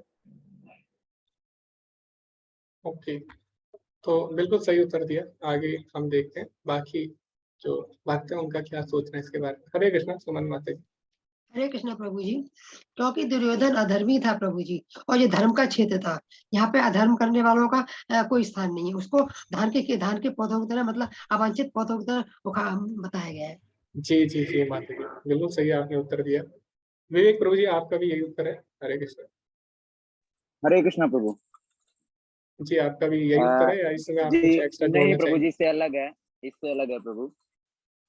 जी जी तो मेरे जो मन में विचार आ रहा है उसमें, जैसे कि भगवत गीता में भी हमने पढ़ा है कि भगवत गीता में नहीं, लाइक भगवत गीता के ही लेवल 1 या लेवल 2 के दौरान, कि आतताई 6 प्रकार के आतताई होते हैं। और जो दुर्योधन है, दुर्योधन भी उन 6 प्रकार के आतताइयों में से ही एक आतताई था, जो अपने भाइयों का जो है भूमि हड़पने वाला होता है, वो भी आतताई होता है। किसी की पर स्त्री के ऊपर जो बुरी नजर होती है, वो भी एक आतताई होता है। तो उसको किस प्रकार जो है मृत्यु का जो है मतलब वध उसका कर देना चाहिए, ऐसा जो है शास्त्र जी बोलते हैं कि 6 प्रकार के जी आतताई जो है, आतताइयों को मार देना ही सही होगा। तो दुर्योधन जो है वो एक आतताई है जिसका वध होना ही होना है, यानी कि वो भी एक अवांछित पौधे की तरह है, जिसको उस जो है कीमती फसल में से उखाड़ कर फेंकना होगा। तो प्रभुपाद जी इनडायरेक्टली जो है ये शब्द यूज कर रहे हैं कि उसकी मृत्यु होगी ही होगी, क्योंकि वो आतताई, और धर्म शास्त्र के अकॉर्डिंग, हमारे शास्त्रों के अकॉर्डिंग ऐसे आतताइयों को मार देना कोई पाप नहीं लगता है। तो मुझे ऐसा लगता है प्रभु। हरे जी जी कृष्ण। प्रभु जी, धन्यवाद। तो जो बाकी भक्तों ने पॉइंट्स बोले, आपने उसी को और थोड़ा विस्तार से समझाया अच्छे से। तो वास्तव में जो दुर्योधन है वो अधर्मी है, क्योंकि ये धर्म क्षेत्र है, जैसे कि मैंने आपको बताया। तो यहाँ पे धर्म की वृद्धि होगी।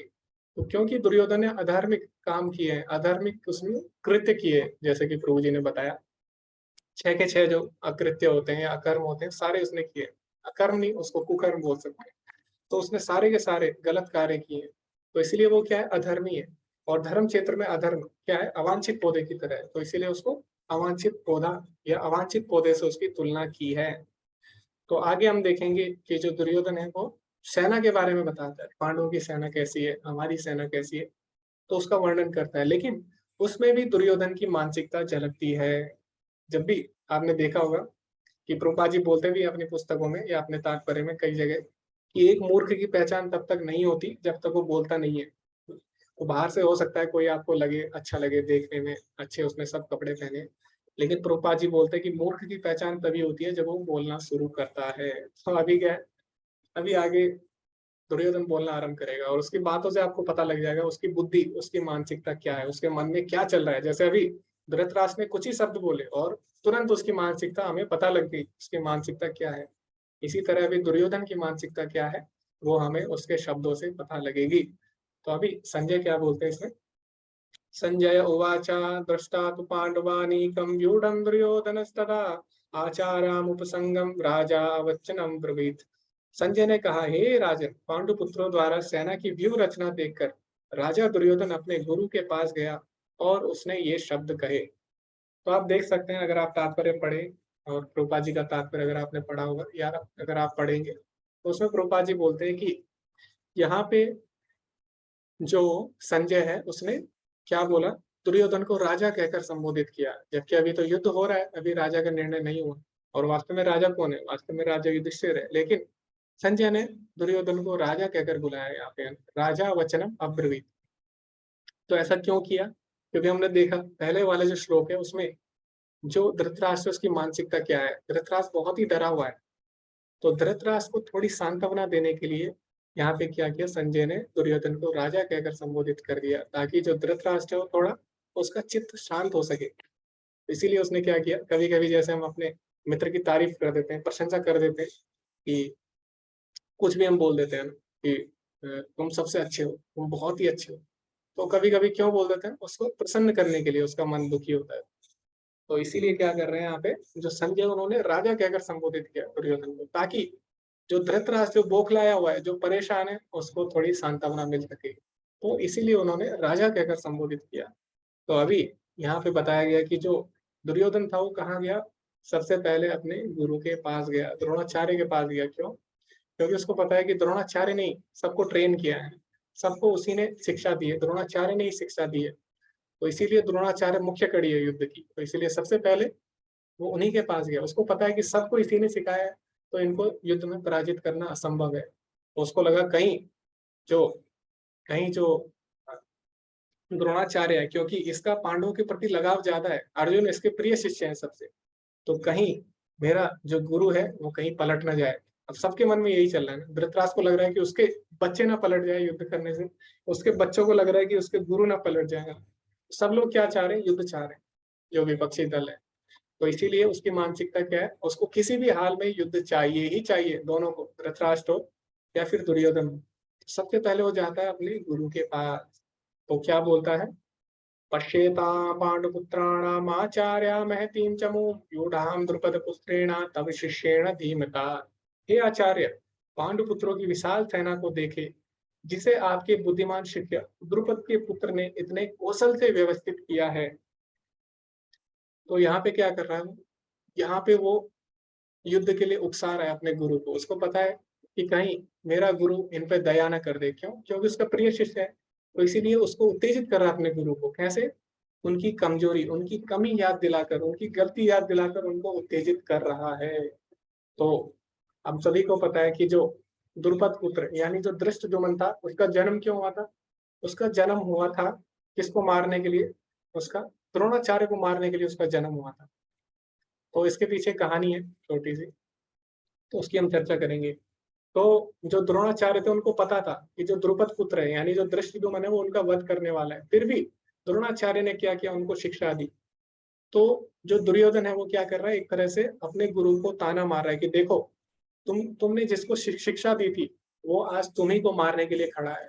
तुमको पता था कि वो एक दिन तुम्हें ही मार देगा, फिर भी तुमने उसे शिक्षा दी। तो एक तरह से क्या कर रहा है? उनकी कमियां दिखा रहा है ताकि वो युद्ध के लिए उत्तेजित हो और वो क्या करे? धृष्टद्युम्न का वध करने के लिए युद्ध करे। तो इस तरह हम देखते हैं जो मूर्ख लोग होते हैं, जो असुर लोग होते हैं, वो हमेशा अपनी बुद्धि गलत कामों के लिए लगाते हैं, सभी को अपने बुरे कामों में जोड़ना चाहते हैं। तो हम देखें कोई भी युद्ध के लिए तैयार नहीं था सिवाय दुर्योधन और उसके भाई और धृतराष्ट्र के अलावा, चाहे द्रोणाचार्य हो चाहे भीष्म पितामह हो। लेकिन दुर्योधन क्या कर रहा है? सबको जबरदस्ती युद्ध में लगाना चाह रहा है। तो इसीलिए क्या कर रहा है? सबके पास जा जाकर उनको युद्ध के लिए उत्तेजित कर रहा है। तो आसुरी लोग होते हैं, आसुरी लोग क्या करते हैं? अपनी बुद्धि को गलत जगह लगाते हैं और उनको लगता है कि वो सबसे श्रेष्ठ है। तो जैसे हम देखते हैं कि इसमें एक छोटी सी कहानी भी है, लेकिन उसका समय हो चुका है, तो फिर भी मैं आपको बताऊंगा। तो एक समय क्या होता है कि अभी सबको पता है, सब युद्ध की तैयारी हो जाती है, तो सभी को पता लगता है कि जो कृष्ण है, भगवान कृष्ण, वो मुख्य भूमिका निभा सकते हैं युद्ध में। तो जो पांडव होते हैं उनकी तरफ से अर्जुन और कौरवों की तरफ से जो दुर्योधन होते हैं वो भगवान श्री कृष्ण से मिलने जाते हैं। तो भगवान श्री कृष्ण से जब मिलने जाते हैं तो जो दुर्योधन था वो पहले पहुंच जाता है, अर्जुन बाद में आते हैं। लेकिन दुर्योधन कहाँ बैठता है? भगवान के सिर के पास जाकर बैठ जाता है। भगवान विश्राम कर रहे होते हैं और दुर्योधन उनके, और जो अर्जुन होते हैं उनके चरणों के सामने बैठते हैं। तो भगवान की जब आंख खुलती है, तो हमारी जब आंख खुलती है सबसे पहले हम पीछे नहीं देखते हैं, सबसे पहले हम नीचे की तरफ देखते हैं। तो भगवान ने सबसे पहले अर्जुन को देखा और बोला कि तुम्हें क्या चाहिए? तो दुर्योधन था, उसने बोला नहीं, आप ऐसा कैसे बोल सकते हैं, सबसे पहले तो मैं आया, तो आपको मेरे से पूछना चाहिए। तो भगवान ने बोला कि नहीं, मैंने तो अर्जुन को देखा, तो इसीलिए अर्जुन तो छोटा है तुमसे, तो इसीलिए छोटे भाई को पहले हमें पूछना चाहिए कि उसे क्या आवश्यकता है, तब बड़े भाई को पूछना चाहिए। तो दुर्योधन को किसी तरह भगवान ने कन्विंस कर लिया, किसी तरह उसको समझाया। अभी दुर्योधन को बहुत गुस्सा आया कि ऐसे कैसे हो गया, पहले मेरे से पूछना चाहिए था, अभी मुझे पता है ये सारा भगवान की जो शक्ति है सब मांग लेगा ना। तो उसने, तो भगवान ने बोला कि बताओ तुम्हें जो भी चाहिए, तो दो शर्त है, या तो तुम्हें मैं चाहिए या मेरी शक्तियां चाहिए, मेरी जो सेना है वो मैं तुम्हें दे सकता हूँ। तो अभी जो अर्जुन है उसने क्या मांगा? उसने बोला भगवान मुझे कुछ नहीं चाहिए, मुझे केवल आप चाहिए। तो जैसी दुर्योधन ने ये सुना तो दुर्योधन बहुत ज्यादा खुश हुआ, बहुत ज्यादा प्रसन्न हुआ और वो हंसने लग गया जोर जोर से। और उसने बोला अर्जुन कितना मूर्ख है, उसने भगवान को मांग लिया जो कि युद्ध भी नहीं करेंगे, तो क्या फायदा भगवान को साथ में रखे जब इन्होंने युद्ध ही नहीं करना। तो उसने सोचा मैं कितना बुद्धिमान हूँ, मैं तो भगवान की सेना मांगूंगा। और उसने क्या किया? भगवान की सेना मांग ली। तो इस तरह जो असुरी लोग होते हैं, असुरी प्रवृत्ति के, वो क्या करते हैं, अपनी बुद्धि को सबसे श्रेष्ठ समझते हैं। इसी तरह यहाँ पे दुर्योधन क्या कर रहा है, उसको लग रहा है कि सबको मैं युद्ध में लगाऊंगा और मैं क्या करूंगा, इस तरह महान महान योद्धाओं को मैं अपने साथ रख के युद्ध में लगा के मैं ये युद्ध जीत दूंगा। तो इस तरह असुर लोग सोचते हैं। वो क्या करते हैं, हमेशा शक्ति चाहते हैं, शक्तिमान नहीं चाहते, भगवान की शक्ति चाहते हैं और भगवान को नहीं चाहते। तो जैसे एक पुत्र होता है, दो तरह के पुत्र होते हैं, एक जो पिता से प्रेम करते हैं, केवल पिता को चाहते हैं, दूसरा पिता के धन को चाहते हैं। तो कौन सा पुत्र ज्यादा श्रेष्ठ हुआ, जो केवल पिता से प्रेम करते हैं। तो भगवान के भक्त कैसे हैं, वो केवल भगवान को चाहते हैं, उन्हें पता है जहाँ पे भगवान है वहां पे उनकी शक्तियां भी होंगी। लेकिन जो मूर्ख व्यक्ति है, असुरी लोग, वो केवल भगवान की शक्ति चाहते हैं, भगवान की पॉकेट चाहते हैं केवल।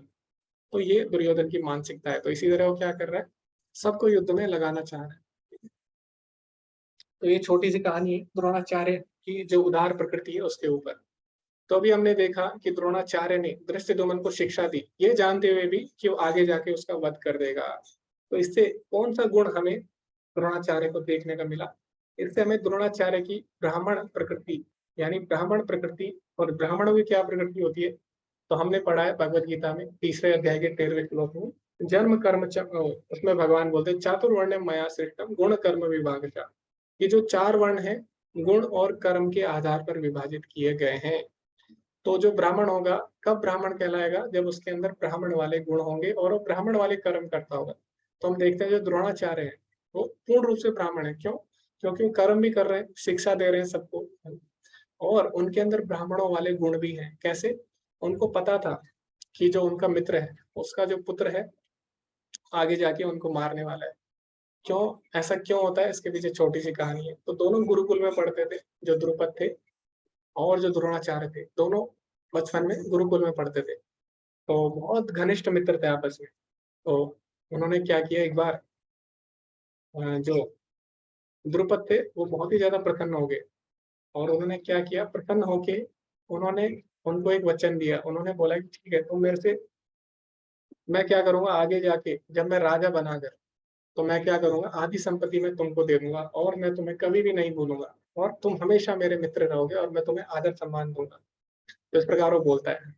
तो हम भी कभी कभी क्या करते हैं, बचपन में अपने मित्रों को बोलते हैं कि अगर मैं ऐसा करूंगा तो मैं तुम्हारे लिए ये करूंगा, मैं तुम्हारे लिए ये खरीद के लूंगा, ऐसा हम बोलते हैं ना कभी कभी वचन। तो इसलिए बोला जाता है कि जब बहुत ज्यादा प्रसन्न हो किसी को वचन ना दो, और बहुत ज्यादा क्रोधित हो तो किसी को कुछ मत बोलो। दोनों में ही हमारी बुद्धि सही नहीं रहती, जब बहुत ज्यादा खुश होते हैं और बहुत ज्यादा क्रोधित होते हैं। तो ये बहुत ज्यादा प्रसन्न था द्रुपद, तो इसने वचन दे दिया। अभी क्या हुआ, दोनों बड़े हुए और जो द्रोणाचार्य थे वो आगे जाके ब्राह्मण बन गए, और जो द्रुपद थे वो क्षत्रिय राजा बन जाते हैं आगे जाके। तो द्रोणाचार्य सोचते हैं कि क्यों ना मैं अपने मित्र से मिलने जाऊं। तो ऐसा नहीं था उनके मन में कि मैं, देखो मेरे मित्र ने मुझे वचन दिया था और अब मैं इससे आधा संपत्ति इसकी छीन लूंगा क्योंकि उसने मुझे वचन दिया था। तो ऐसा उनके मन में बिल्कुल भी नहीं था। उनको तो लगा कि चलो ठीक है, मैं अपने मित्र से मिलने चले जाता हूँ। तो मित्र से जब मिलने गए, तो जैसी द्रुपद को ये बात पता लगी, तो उसने क्या किया, उसको लगा रही ये तो आ गया और मेरी आधी संपत्ति छीन लेगा, क्योंकि एक बार मैंने इसे गलती से वचन दे दिया था। लेकिन नहीं, मैं अपनी संपत्ति नहीं दूंगा, वो तो बचपन की बात थी। और दूसरा, मैं इतना बड़ा राजा हो गया और ये मेरे पास आएगा, इसके पास तो कुछ भी नहीं है। तो क्या होगा, इससे मेरा जो मान है वो कम हो जाएगा कि देखो जो राजा का मित्र है वो क्या है, उसके पास कुछ भी नहीं है। तो इस प्रकार उसको लगा कि मैं क्या करूं, इससे अच्छा मैं इसके पहचानने से ही मना करूँ। तो द्रोणाचार्य जब आते हैं तो जो द्रुपद होते हैं उनका बहुत ज्यादा अपमान करते हैं और उनको पहचानने से मना कर देते हैं। तो अभी उसके लिए क्या होता है, अभी द्रुपद को सबक सिखाने के लिए जो द्रोणाचार्य होते हैं वो क्या करते हैं, पांडवों को और जो कौरव थे उनको प्रशिक्षण देते हैं, उनको ट्रेनिंग देते हैं, और एक बार क्या करते हैं, उनके साथ मिलके इन पे हमला कर देते हैं द्रुपद को और उसको बंदी बना लेते हैं। अभी यहाँ पे हमें एक और गुण देखने को मिलता है द्रोणाचार्य का, क्या कि अभी चाहते तो वो क्या कर सकते थे, अभी वो द्रुपद को मार सकते थे ना। लेकिन जैसे कि हमने अभी चर्चा की कि उनकी जो प्रकृति थी कैसी थी, ब्राह्मण प्रकृति थी, उदार प्रकृति थी, है ना। तो जो ब्राह्मण है उनके गुण भगवत गीता के 18वें अध्याय में भगवान बताते हैं। तो उसमें ये भी गुण है ब्राह्मणों का, क्या कि वो बहुत ही उदार होते हैं। तो जो द्रोणाचार्य थे उन्होंने द्रुपद को मारा नहीं, बल्कि उन्होंने क्या बोला, उसको छोड़ दिया और बोला कि चाहता तो मैं तुम्हें मार सकता था, लेकिन मैं तुम्हें केवल सबक सिखाने के लिए ऐसा किया कि किसी का भी कभी भी अनादर नहीं करना चाहिए और किसी को भी कम नहीं समझना चाहिए, ठीक है। तो ये सबक सिखाने के लिए उन्होंने ऐसा किया था। तो उनके मन में बिल्कुल भी ईर्ष्या नहीं थी। लेकिन अभी जो द्रुपद था उसको बहुत ही बुरा लग गया। अभी इसके अंदर तो वो गुण नहीं थे, तो इसने क्या किया, उनका बदला लेने के लिए एक तपस्या की, एक यज्ञ किया, और उस यज्ञ से एक पुरुष उत्पन्न हुआ, दृष्टद्युम्न, एक पुत्र उत्पन्न हुआ।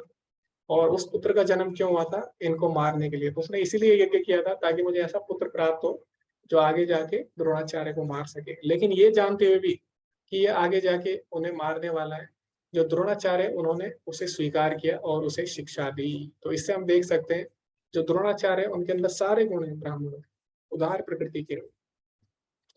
आगे प्रभुपाद जी क्या बोलते हैं कि द्रुपद, जो द्रोणाचार्य जानते थे द्रुपद महाराज को उनका पुत्र मिल गया है, भविष्य में वहां मुझे मार डालेगा, फिर भी जब उन्हें सैन्य कला सीखने के लिए उनका शिष्य बनने की पेशकश की गई तो उन्होंने स्वीकार किया। हाँ, इसका मतलब है कि ब्राह्मण इतने उदार थे। जब वहां मेरे शिष्य के रूप में आ रहा है, कोई बात नहीं, वहां भविष्य में मुझे मार डालेगा, इससे कोई फर्क नहीं पड़ता, लेकिन मुझे उसे शिक्षा देनी चाहिए। तो ये वास्तव में ब्राह्मण की उदार प्रकृति है। अभी हम आगे पढ़ने वाले हैं विभिन्न राजाओं के बारे में कि कौन कौन से राजा थे जो महाभारत के युद्ध में भाग लेते हैं। तो कई बार क्या होता है, लोग सोचते हैं कि अरे पहला चैप्टर इतना महत्वपूर्ण नहीं है, उसमें तो केवल हिस्ट्री बताई गई है, क्यों भगवत गीता बोली गई, क्या महाभारत की हिस्ट्री है, उसमें इतिहास है, उसमें राजाओं के नाम है। असली जो भगवत गीता है वो दूसरे अध्याय से आरंभ होती है। तो कई लोग ऐसा मानते हैं, लेकिन प्रभुपाद जी बोलते हैं ऐसा नहीं है। तो प्रभुपाद जी बोलते हैं निर्बंध कृष्ण संबंधे। इसलिए लोग पूछ सकते हैं कि इन महान योद्धाओं को उल्लेख करने से हमें क्या आध्यात्मिक प्रगति होगी, चूंकि हम हरे कृष्ण महामंत्र का जप करने के लिए हैं, इन महान योद्धाओं के नाम जपने से क्या लाभ होगा। तो प्रभुपाद जी बोलते हैं कई लोग ऐसा बोल सकते हैं कि हमें तो हरे कृष्ण महामंत्र का जप करना है, भगवान के बारे में सुनना है, तो हम इन योद्धाओं के बारे में क्यों पढ़े, पहला चैप्टर हम क्यों पढ़े भगवत गीता का। तो प्रभुपाद जी क्या उत्तर देते हैं, लेकिन बात यह है कि निर्बंध कृष्ण संबंधे, जब भी कृष्ण के साथ संबंध होता है किसी का, वो भी कृष्ण बन जाता है। तो यानी जिसका भी कृष्ण से संबंध होता है वो भी आध्यात्मिक होता है। तो ये सारी योद्धा भगवान से संबंधित है, सारी भगवत गीता भगवान से संबंधित है। तो इसीलिए हमें किसी भी चैप्टर को, किसी भी अध्याय को कम या ज्यादा नहीं बोलना चाहिए, सारे अध्याय उतनी महत्वपूर्ण है। तो प्रभुपाद जी बोलते थे जितनी महत्वपूर्ण रासलीला है, तो लोग क्या रासलीला में ज्यादा रुचि लेते हैं भगवान, तो जितनी महत्वपूर्ण भगवान की रासलीला है उतनी ही महत्वपूर्ण भगवत गीता के सारे अध्याय हैं। तो इसीलिए हमें भगवत गीता को भी उसी भाव से पढ़ना चाहिए, उसी रुचि के साथ पढ़ना चाहिए जैसे कि हम भगवान की अन्य लीलाएं पढ़ते हैं। तो इन योद्धाओं के नाम का उल्लेख करते हुए हमें उपेक्षा नहीं करनी चाहिए। कृष्ण कुरुक्षेत्र के उस युद्ध क्षेत्र में से सभी आसुरी शक्तियों को इकट्ठा करना चाहते थे और उन्हें मारना चाहते थे, यह उनकी योजना थी। तो इसीलिए हमें सारे सारे योद्धाओं के बारे में पढ़ना चाहिए और पहला चैप्टर भगवत गीता का अच्छे से पढ़ना चाहिए, क्योंकि सभी कृष्ण से संबंधित है। अभी जो आगे के श्लोक है उसमें हम देखेंगे कि क्या दुर्योधन की कूटनीति है, कैसे हम देख सकते हैं कि दुर्योधन एक कुशल कूटनीतिज्ञ है। तो अभी क्या होगा, अभी हम छोटे छोटे ग्रुप बनाएंगे। अभी कितने लोग हैं, 19 लोग हैं, 18 लोग हैं। तो अभी हम क्या करेंगे, 3 ग्रुप बनाएंगे 6-6 लोगों के, और आपको 10 से 15 मिनट दिए जाएंगे। और आपको क्या करना है, आपको एक टॉपिक दिया जाएगा, आपको अभी जो मैं श्लोक बोल रहा हूँ उसमें से आपको देखना है कि कौन से कारण है जिससे आपको पता लग रहा है कि दुर्योधन एक कुशल कूटनीतिज्ञ है ना, यानी किस तरह से वो सभी को युद्ध में लगा रहा है। तो ये श्लोक, इन श्लोकों में हम पढ़ने वाले हैं। तो इन श्लोकों को आपने ध्यान से सुनना है और उसके बाद आपको क्या करना है, इन बिंदुओं पर चर्चा करनी है, जिससे ये पता लगता है कि दुर्योधन एक कुशल कूटनीतिज्ञ है। और छोटे छोटे ग्रुप बनेंगे, 3 ग्रुप, और आपको उसमें चर्चा करनी है, सभी को उसमें भाग लेना है, ठीक है। तो ऐसा नहीं है कि आप ग्रुप बन गए और आप सभी बैठे हैं एक दूसरे को, आप सोच रहे हैं कि कोई और बोलेगा फिर मैं बोलूंगा, नहीं ऐसा नहीं है। उसमें से क्या होगा, जब आप चर्चा करेंगे आप सभी को पॉइंट ढूंढने, उसके बाद ग्रुप में से कोई एक होगा, आप उसमें से आप निर्णय लेंगे कि कौन आपके ग्रुप में से सारे पॉइंट प्रस्तुत करेगा, यानी कौन आपके ग्रुप का प्रतिनिधित्व करेगा। तो आप उसमें से चुन सकते हैं किसी को, फिर वो व्यक्ति हैंड रेस करेगा, जो भी होगा आपके ग्रुप का लीडर प्रतिनिधि, वो फिर अपने ग्रुप के सारे पॉइंट रखेगा। और आपको क्या करना है, जैसे कि हमने बोला, आपको अपने बिंदु आपको कम से कम समय में बोलने हैं और सटीक पॉइंट बोलने हैं, आपको ज्यादा समझा के नहीं बोलने, ताकि दूसरे ग्रुप है उनको भी अवसर मिल सके। तो इसीलिए अभी आप ध्यान से सुनिए और ये जो श्लोक है इनसे आप पता लगाइए कि जो दुर्योधन है, कैसे पता लगता है हमें कि कुशल कूटनीतिज्ञ है। तो इन श्लोकों को आप ध्यान से सुनिए। इस सेना में भीम तथा अर्जुन के समान युद्ध करने वाले अनेक वीर धनुर्धर हैं। यहाँ महारथी युधान, विराट तथा द्रुपद हैं। पहला श्लोक ये है।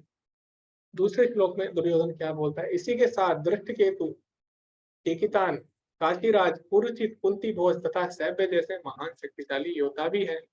पराक्रमी युधामन्यु, अत्यंत शक्तिशाली उत्तमौजा, सुभद्रा का पुत्र तथा द्रौपदी के पुत्र, ये सभी महारथी हैं। किंतु हे ब्राह्मण श्रेष्ठ, अपने गुरु को बोल रहा है, आपकी सूचना के लिए मैं बता दूं कि आपकी सेना के उन नायकों के विषय में बताना चाहूंगा जो मेरी सेना को संचालित करने में विशेष रूप से निपुण है। मेरी सेना में स्वयं आप, भीष्म, कर्ण, कृपाचार्य, अश्वत्थामा, विकर्ण तथा सोमदत्त का पुत्र भूरी शर्वा आदि हैं, जो युद्ध में सदैव विजयी रहे। तो आप ध्यान से सुनिए इनको, और आपके पास भगवत गीता होगी, उसमें भी पढ़ सकते हैं। ऐसे अन्य वीर भी हैं जो मेरे लिए अपना जीवन त्याग करने के लिए उद्युत हैं, यानी मदर्थम त्यक्त जीविता। तो ये बहुत ही महत्वपूर्ण लाइन है, इससे भी हमें कुछ पता लग रहा है, वो आपको ढूंढना होगा क्या इससे पता लग रहा है। ये विविध प्रकार के हथियारों से सुसज्जित है और युद्ध विद्या में निपुण है। अतः सैन्य व्यू में अपने अपने मोर्चों पर खड़े रहकर आप सभी भीष्म पितामह को पूरी पूरी सहायता दें। आपको क्या करना है? अभी ग्रुप डिस्कशन करना है, और जो भी मैंने आपको श्लोक बोले, अभी कहाँ तक बोले? अभी 11 तक जो मैंने श्लोक बोले, उसमें आपको ढूंढना है 3 से 11 तक कि कैसे आपको पता लग रहा है कि दुर्योधन एक महान कूटनीतिज्ञ है। मैंने आपको बताया था कि व्यक्ति का पता तब तक नहीं लगता जब तक वो बोलता नहीं है। अभी दुर्योधन ने इतनी सारी चीजें बोल दी, तो उसमें से आपको पॉइंट ढूंढने हैं, किस पॉइंट पे पता लग रहा है कि दुर्योधन महान कूटनीतिज्ञ है। तो अभी मैं ब्रेकआउट रूम्स बना रहा हूँ। हाँ, सभी को रूम को ज्वाइन करना होगा। आपके पास एक ऑप्शन आएगा, ज्वाइन द ब्रेकआउट रूम, और फिर जैसे ही समय समाप्त होगा तो आप अपने आप इसमें आ जाएंगे मेन मीटिंग में, या फिर आप ग्रुप जब आपका डिस्कशन हो जाए आप लीव भी कर सकते हैं। तो अभी समय हो रहा है 9:13। तो 10 मिनट आपको चर्चा करनी है और मुख्य मुख्य बिंदु ढूंढने हैं इन श्लोकों से 3 से 11 तक। तो अभी हम किस पे मिलेंगे? अभी हम 9:25 पर हम मिलेंगे। तो तब तक आप चर्चा करिए। तो आप ज्वाइन कर सकते हैं, सारे ब्रेकआउट रूम्स खुल गए हैं।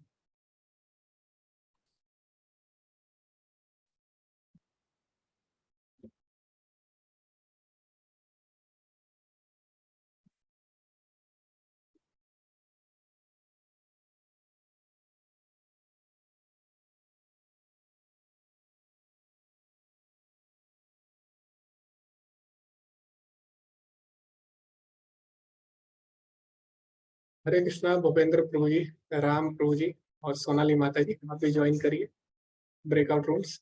हरे कृष्णा।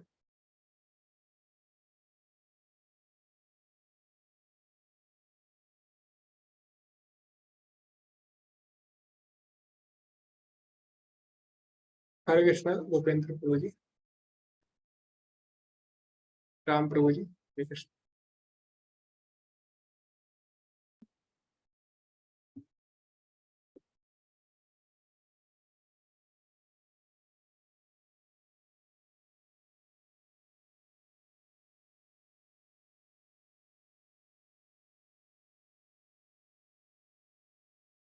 हरे कृष्णा भूपेंद्र प्रभु जी, राम प्रभु जी और सोनाली माता जी, अगर आपको कोई समस्या है तो आप बता सकते हैं रूम ज्वाइन करने में। तो आपको रिस्पॉन्स दे रहा होगा भक्ति शास्त्री के कोर्स, वरना आपको मीटिंग से निष्कासित कर दिया जा सकता है अगर आप रिस्पॉन्स नहीं देंगे। जैसे मतलब आप सुन नहीं रहे हो अगर आप रिस्पॉन्स नहीं दे रहे। चैट में लिख सकते हो अगर आपको कोई समस्या है। आप ज्वाइन करिए, डिस्कशन करिए।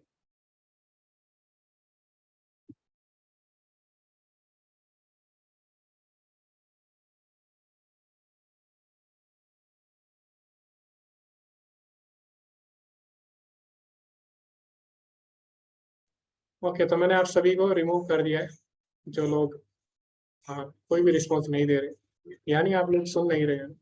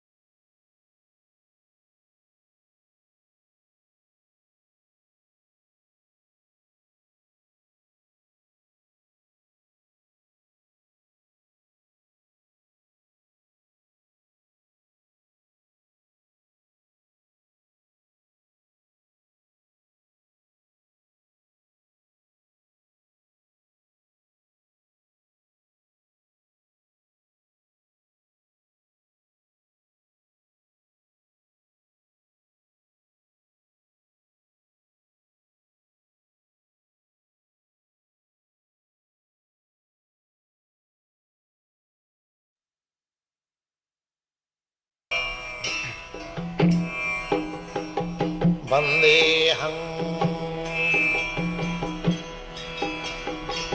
श्रीगुरु श्रीयुता पदकमलं श्रीगुरुन् वैष्णवांश्च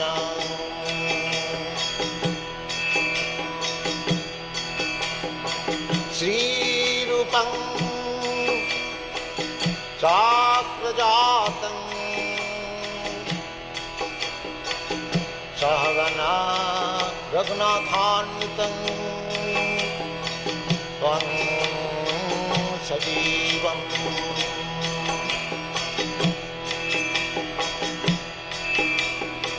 साद्वैतं सावधूतं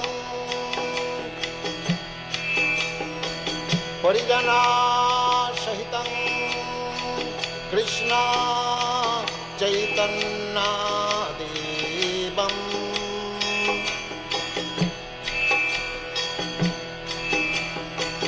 श्रीराधा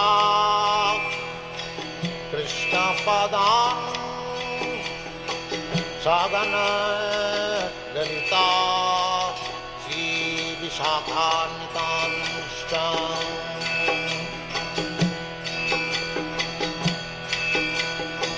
श्रीकृष्ण चैतन्य प्रभु नित्यानन्द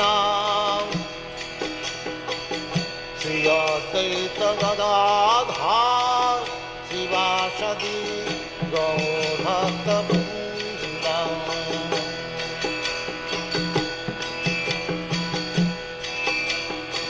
श्रीकृष्ण चैतन्य प्रभु नित्यानन्द श्री अद्वैत गदाधर शिवासदि गौरभक्तवृन्द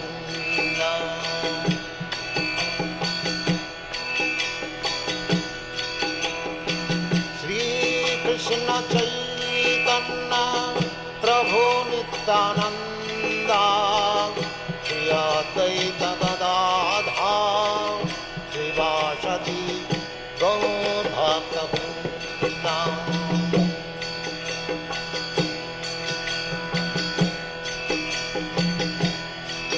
Hare Krishna,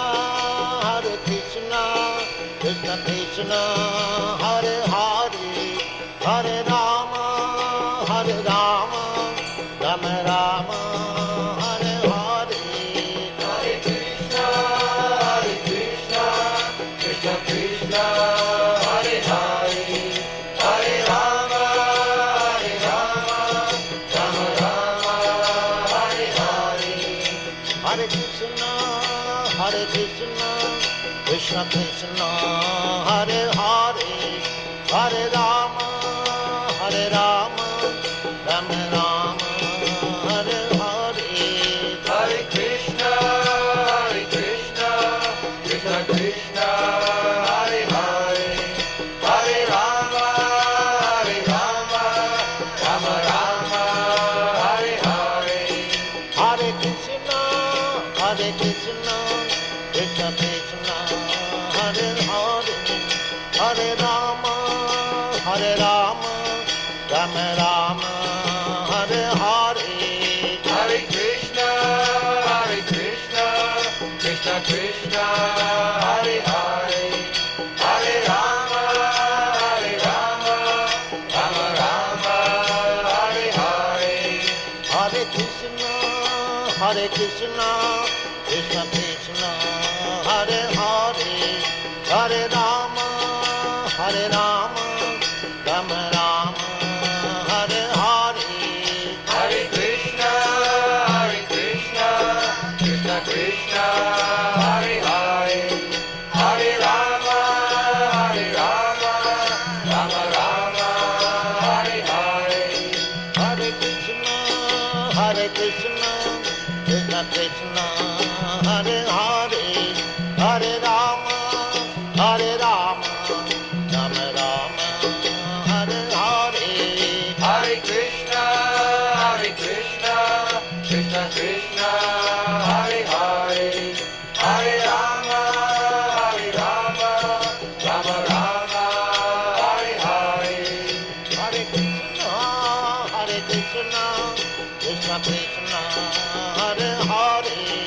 हरे राम राम राम हरे हरे हरे कृष्णा कृष्णा कृष्णा हरे हरे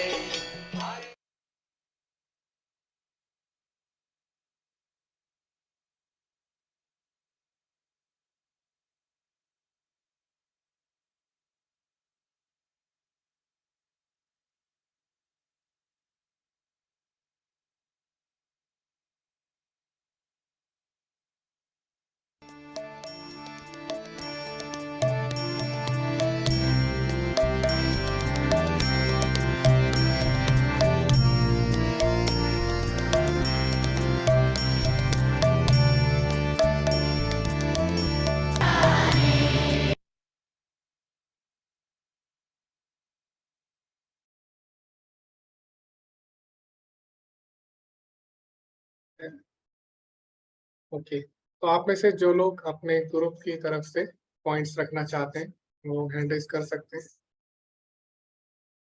आप अपने ग्रुप का नंबर बताएं और फिर उसके बाद आप आरंभ करें। हरे कृष्णा प्रज्ञा माता जी।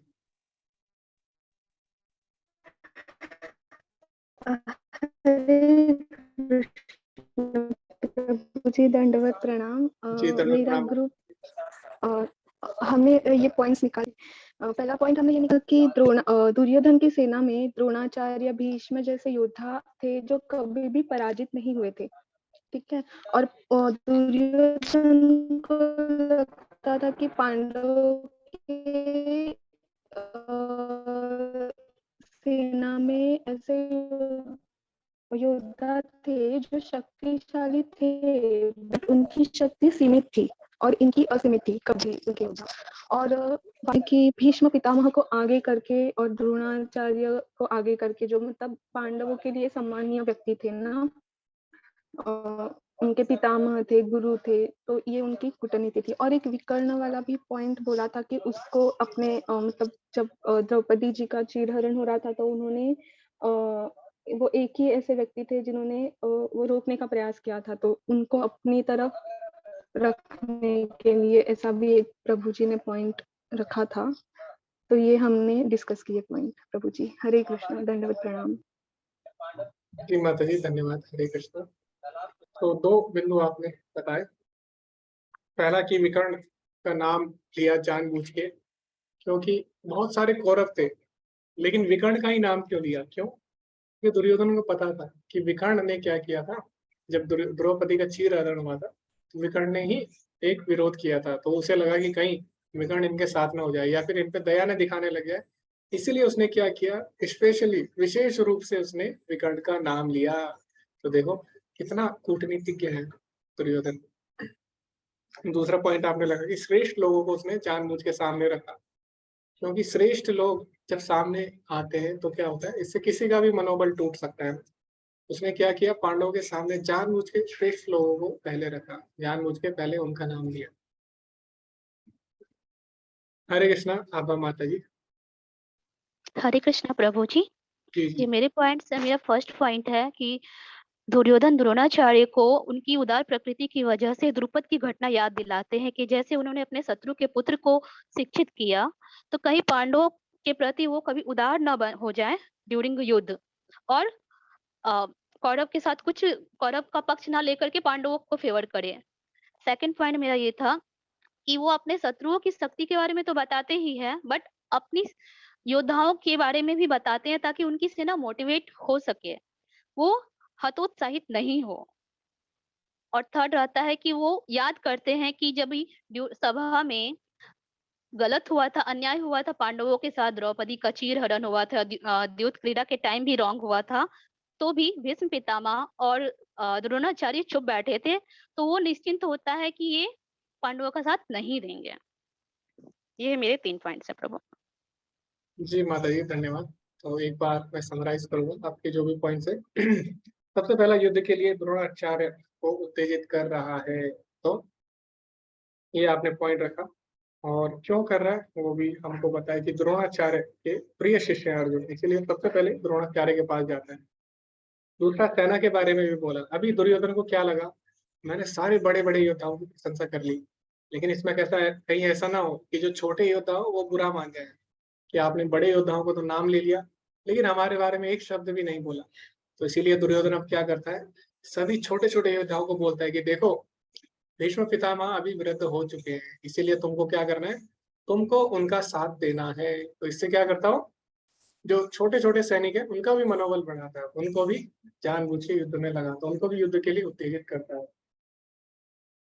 तीसरा पॉइंट आपने बोला कि दुर्योधन को एक तरह से विश्वास था कि ये लोग मेरा साथ देंगे, क्यों, क्योंकि जब द्रौपदी का चीरहरण हो इन लोगों ने कुछ भी नहीं बोला।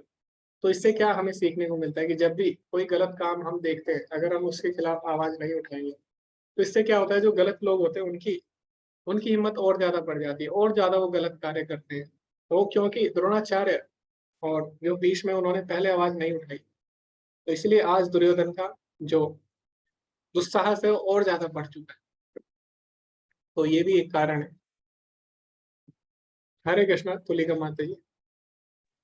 हरे कृष्ण प्रभु जी। हाँ, तो पहला पॉइंट ये है कि वो कैसे कूटनीतिज्ञ था कि उन्होंने, उसे पता था कि द्रोणाचार्य ब्राह्मण है और ब्राह्मण का स्वभाव कैसा होता है, वो पांडवों के प्रति वैसे उदार ना हो जाए, इसलिए उसने धृष्टद्युम्न का नाम लेकर उनको उनके व्यक्तिगत मतलब एक पर्सनल लेवल पे लाने की कोशिश की, जिससे कि उनको वो उकसा सके कि वो पांडवों के प्रति उदार बिल्कुल भी ना हो।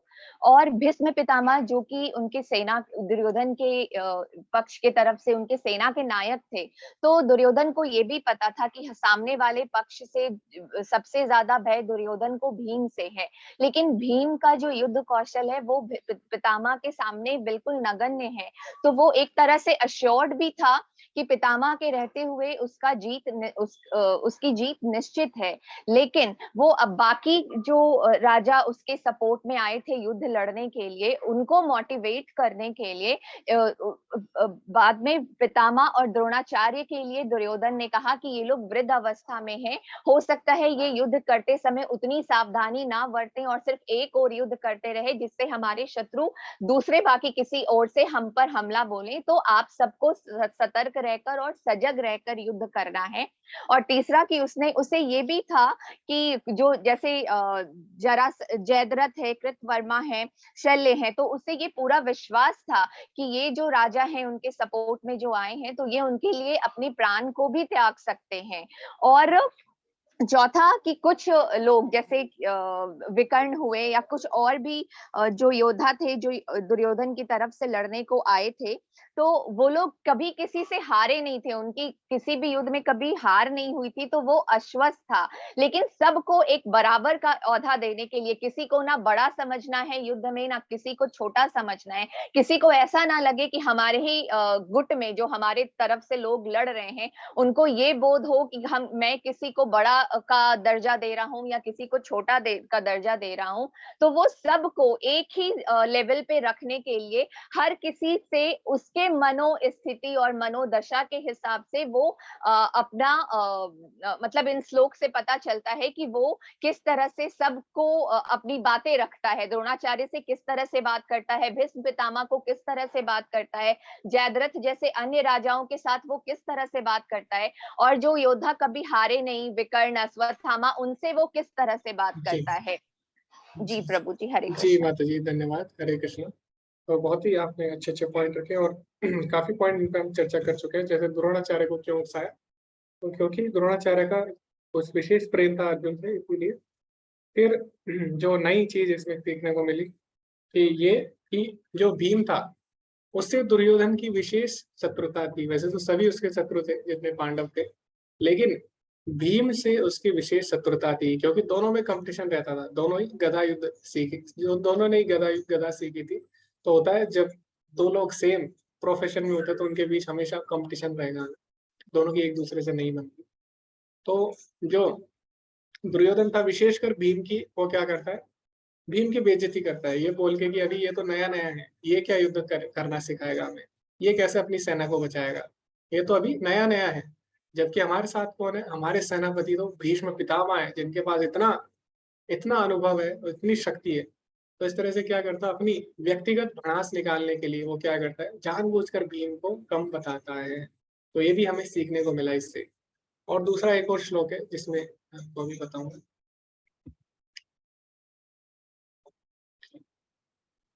तो अभी मैं आपको दोबारा से श्लोक बताऊंगा।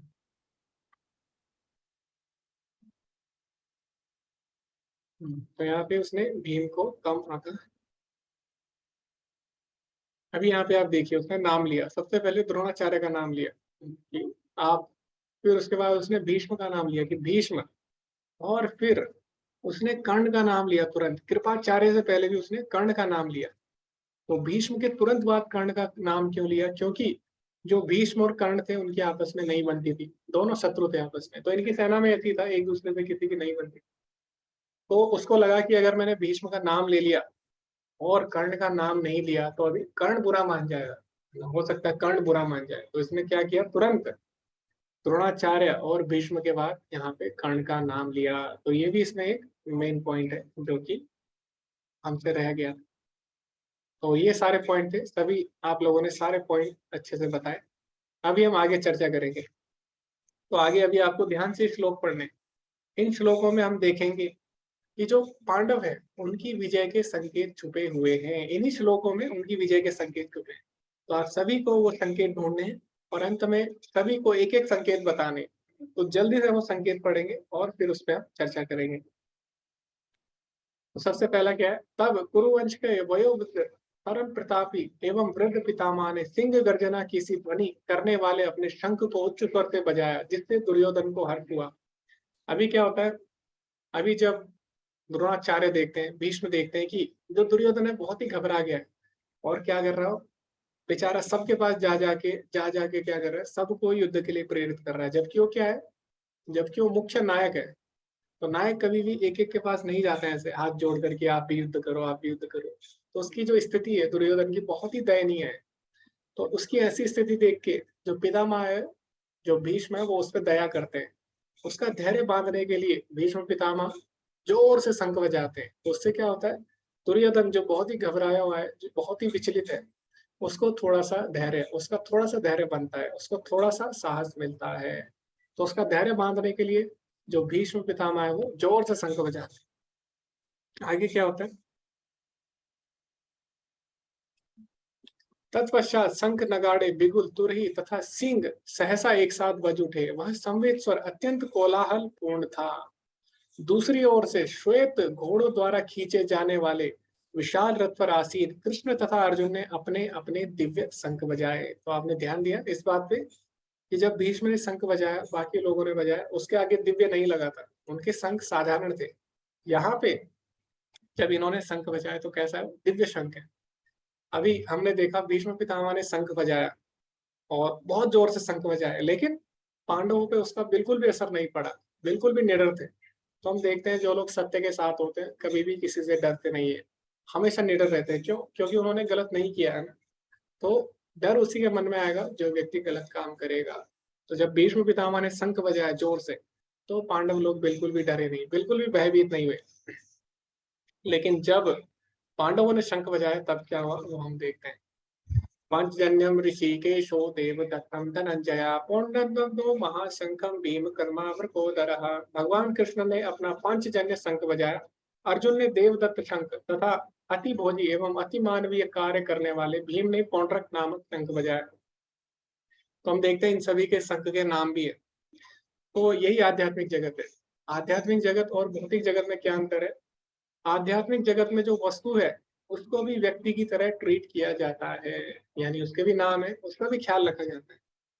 और जो भौतिक जगत है उसको बिल्कुल उल्टा है, उसमें व्यक्ति को भी वस्तु की तरह ट्रीट किया जाता है, व्यक्ति को भी ऑब्जेक्ट की तरह ट्रीट किया जाता है। यूज एंड थ्रो, किसी का काम हो गया उसको फेंक।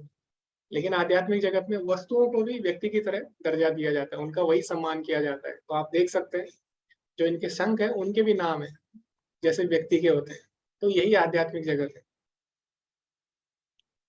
अनंत विजयम राजा कुंती पुत्रो युधिष्ठिरा नकुला सहदेवश्चा सुघोष मणि पुष्पको। इस प्रकार सबने अपने अपने शंख बजाए। हे राजन, कुंती पुत्र राजा युधिष्ठिर ने अपना अनंत विजय नामक शंख बजाया तथा नकुल और सहदेव ने सुघोष और मणिपुष्पक शंख बजाए। महान धनुर्धर काशीराज परम योद्धा शिखंडी दृष्टद्युम्न विराट अजय सात्यकी द्रौपदी के पुत्र तथा सुभद्रा के महाबाहु पुत्र आदि सबों में अपने अपने शंख बजाए। तो सबने अपने शंख बजाए और उससे क्या हुआ, इन विभिन्न शंखों की ध्वनि कोलाहल पूर्ण बन गई, जो आकाश तथा पृथ्वी को शब्दायमान करती हुई धृतराष्ट्र के पुत्रों के हृदय को विदीर्ण करने लगी। तो मैंने आपको बताया ना, जब भीष्म पितामह ने शंख बजाया पांडवों पे कोई भी असर नहीं हुआ, लेकिन जैसे ही पांडवों ने शंख बजाया तो जो सामने वाली टीम थी धृतराष्ट्र के पुत्र, उनके हृदय विदीर्ण होने लग गए, यानी उनके मन में भय उत्पन्न होने लग गया। क्यों भय कैसे आते हैं? भय आता है जब हम गलत कार्य कर रहे होते हैं। तो इनको पता था हम लोग गलत कार्य कर रहे हैं,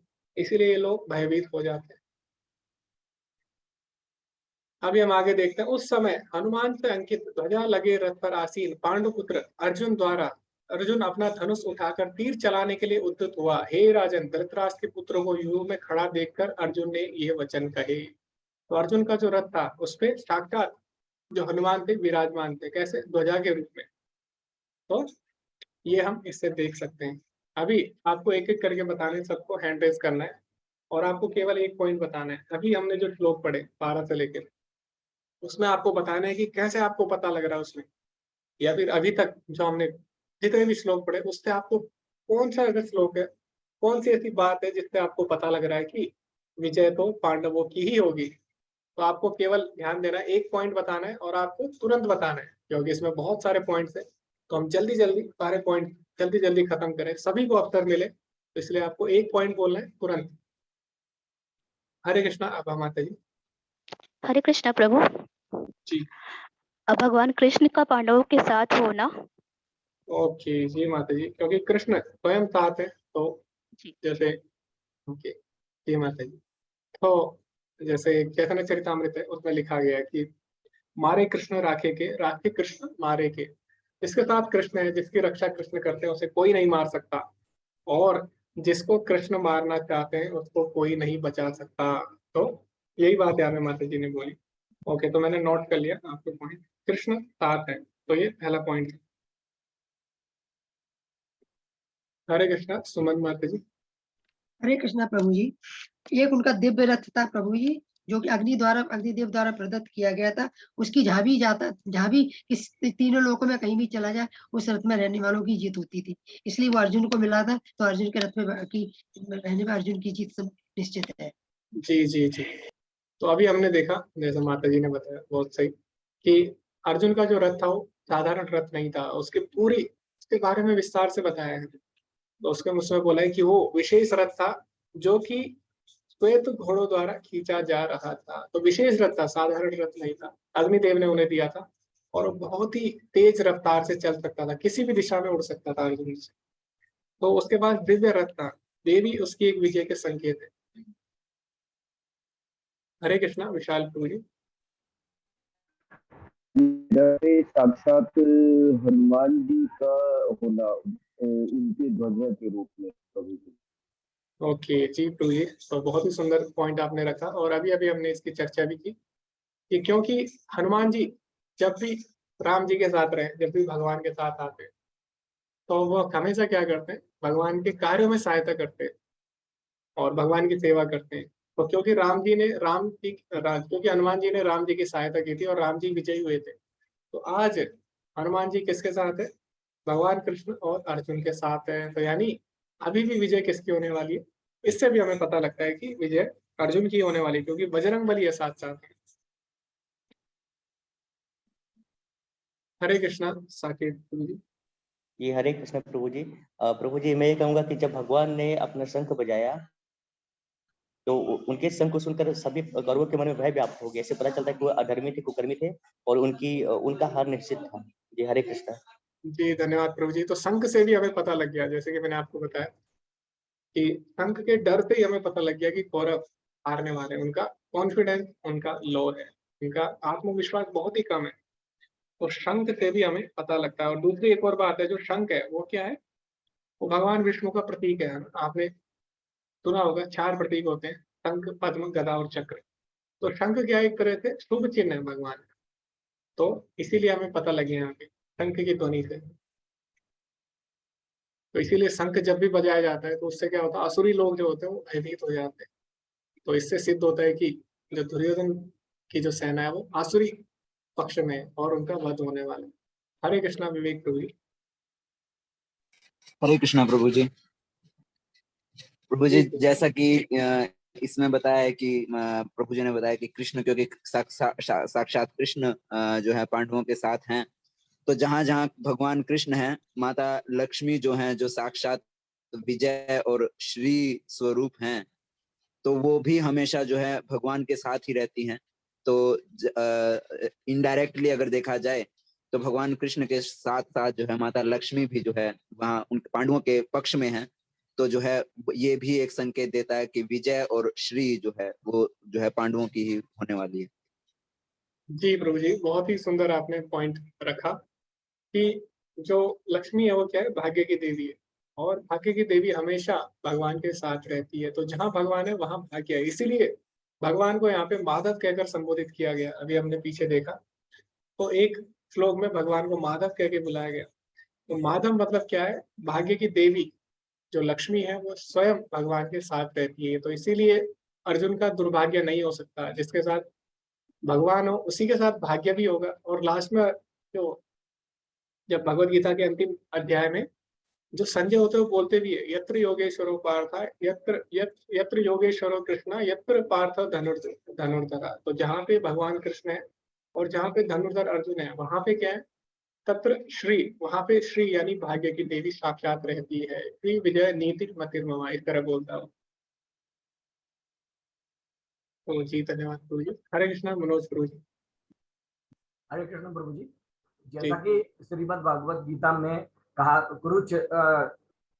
कुरुक्षेत्र को धर्म क्षेत्र कहा गया है। और जब धर्म क्षेत्र कहा गया है तो धर्म क्षेत्र में जहाँ कृष्ण भगवान और श्री लक्ष्मी जी पांडवों के साथ हैं, तो धर्म क्षेत्र में तो जो लोग धर्म के साथ हैं उन्हीं की विजय होनी निश्चित है।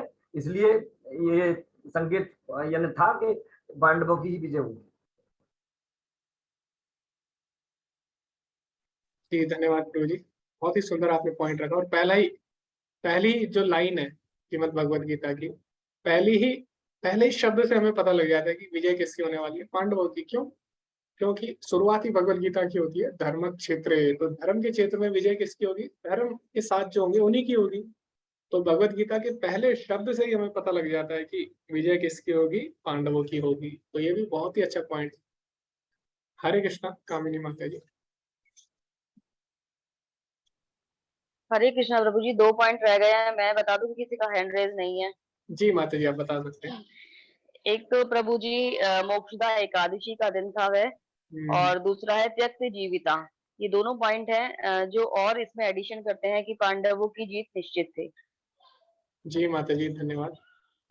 तो एकादशी बहुत ही शुभ दिन माना जाता है और जितने भी शुभ कार्य हुए अधिकतर एकादशी को ही हुए। और उस दिन एकादशी भी थी तो शुभ दिन था।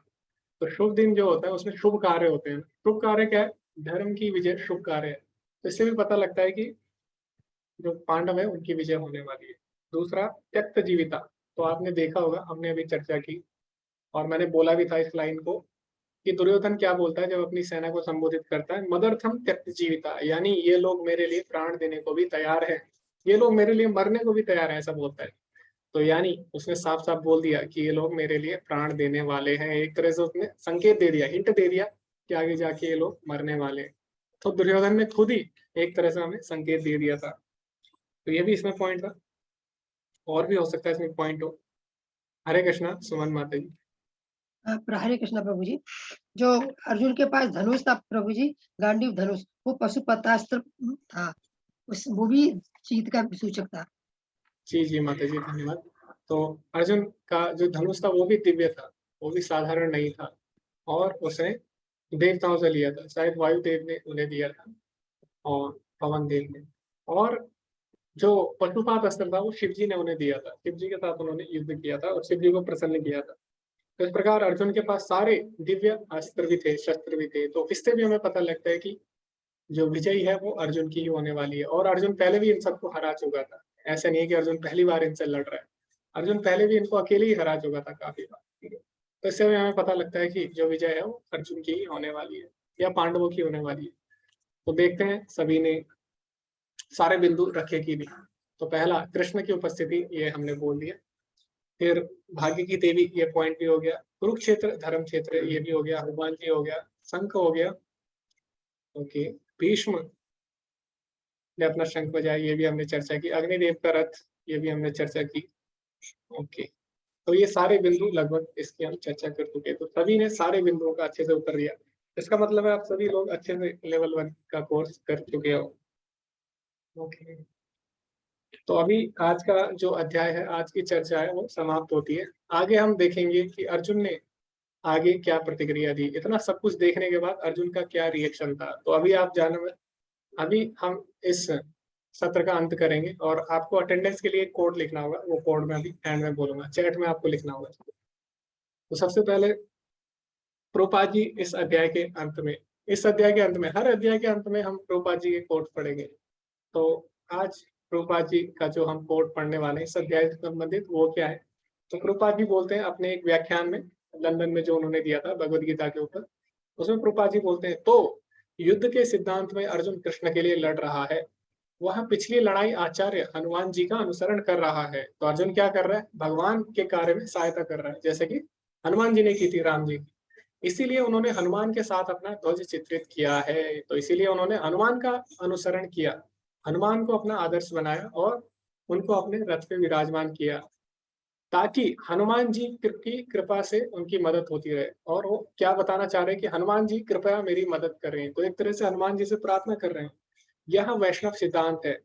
मैं यहाँ भगवान कृष्ण के लिए लड़ने आया हूँ, तुम भगवान के लिए भी लड़े, कृपया मेरी मदद करें, यही विचार है। तो क्या प्रार्थना करते हैं हनुमान जी से कि जिस तरह तुमने भगवान की सेवा की, तुम भगवान जी के लिए लड़े, उसी तरह आज मैं भी भगवान के लिए लड़ने जा रहा हूँ। तो कृपया मेरा मार्गदर्शन करे और कृपया मेरी सहायता करे। तो यही वास्तव में वैष्णव सिद्धांत है। कपि ध्वजा, तो वैष्णव की कोई भी गतिविधि में उन्हें हमेशा पिछले आचार्यों से प्रार्थना करनी चाहिए, कृपया मेरी मदद करें। यानी वैष्णव हमेशा अपने को लाचार समझते हैं और पिछले आचार्यों से याचना करते हैं। तो वैष्णव का एक बहुत ही अच्छा गुण है, वो क्या है, शिक्षाष्टकम में हमने पढ़ा है, चैतन्य महाप्रभु बोलते हैं, प्रणादपि सुनीचैन तरोरपि सहिष्णुना अमानिना मान देना कीर्तनीय सदा हरि। तो ये बहुत सारे लक्षण है। इसमें जो पहला लक्षण है वो क्या है, प्रणादपि सुनीचैन, यानी जो वैष्णव होता है अपने आप को एक तिनके से भी तुच्छ समझता है। और वो क्या करता है, उसके अंदर बिल्कुल भी अहंकार नहीं होता। ऐसा नहीं है कि वो तिनके की तरह तुच्छ है, पर ऐसा क्यों करता हो, ऐसा क्यों समझता अपने आप को, क्योंकि उसके अंदर अहंकार नहीं होता। तो इसीलिए उसके अंदर अहंकार ना है, इसीलिए वो क्या करता है, अपने आप को तिनके की तरह तुच्छ समझता है। और वो क्या करता है, जो पूर्ववर्ती आचार्य होते हैं उनका अनुसरण करता है, उनसे हमेशा प्रार्थना करता है।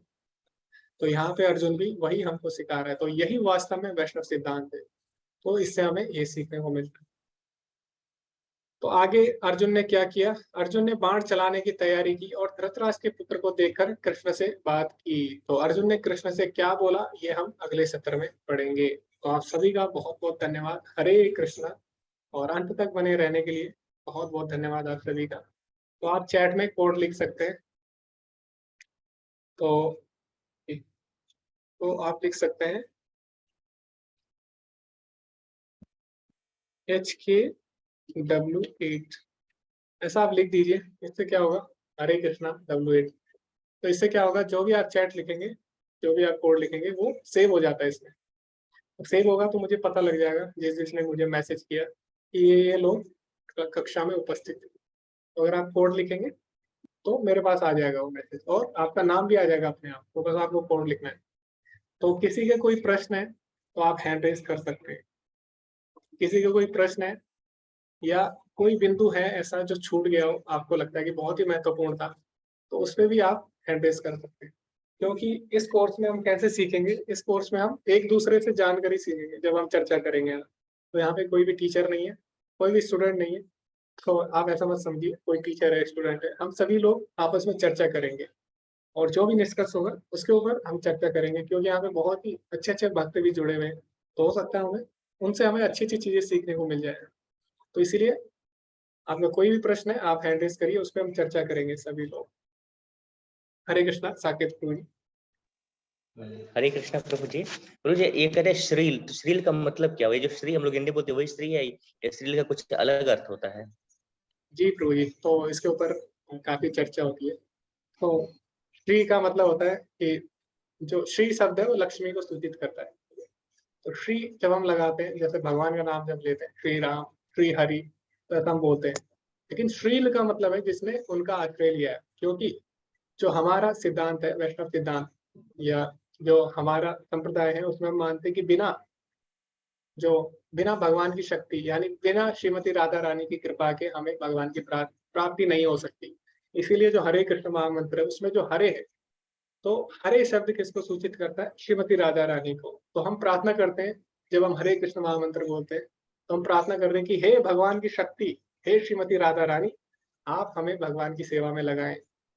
तो इसीलिए श्रील का मतलब है कि जो श्री, यानी श्री मतलब लक्ष्मी, ला श्रील मतलब जिसने उनकी चरण में शरण लिए ताकि हम भगवान की प्राप्ति कर सके। तो ये श्रील का मतलब है पूरी। श्री मतलब लक्ष्मी, श्रील मतलब जिसने उनके चरण में स्थान लिया भगवान की प्राप्ति के लिए। और प्रभु जी ये जो आज का सेशन है, ये यूट्यूब पे अपलोड नहीं होगा? होगा प्रभु जी, तभी तो मैंने रिकॉर्डिंग की है ना। ओके ठीक है। अच्छा, जो श्लोक हमें याद करने उसको थोड़ा पहले दे दीजिए, क्योंकि जी प्रभु जी। जी, क्योंकि हम लोग अब मतलब इसे याद होना थोड़ा कठिन हो गया, मुझे याद नहीं होता। मैं समझा सकता हूँ लेकिन याद करना थोड़ा मेरे बस के बाहर की बात है। जी, आपको ज्यादा श्लोक याद नहीं करने इसमें। अगर आप 4 श्लोक भी याद करते हैं, 6 अध्याय में बहुत सारे श्लोक है ना, 100 से ऊपर श्लोक है, उसमें से आपको 4 श्लोक याद करने हैं बस। तो वो श्लोक कौन से हैं? बहुत सारे श्लोक दे दिए जाएंगे, उसमें से जो आपको अच्छा लगे वो आप कोई 4 श्लोक सुना सकते हैं। जी। और प्रभु जी, जो भी असाइनमेंट वगैरह होगा थोड़ा पहले बता दीजिएगा। और प्रभु जी, और हम लोग एक अलग से ऐसा ग्रुप फॉर्म कर दिए इसमें कि हम लोग अपने प्रश्न को रख सके और डिस्कशन कर सके।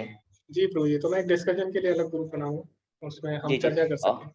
जी, और प्रभु जी, भक्ति शास्त्री में मेरा एनरोलमेंट नहीं हुआ।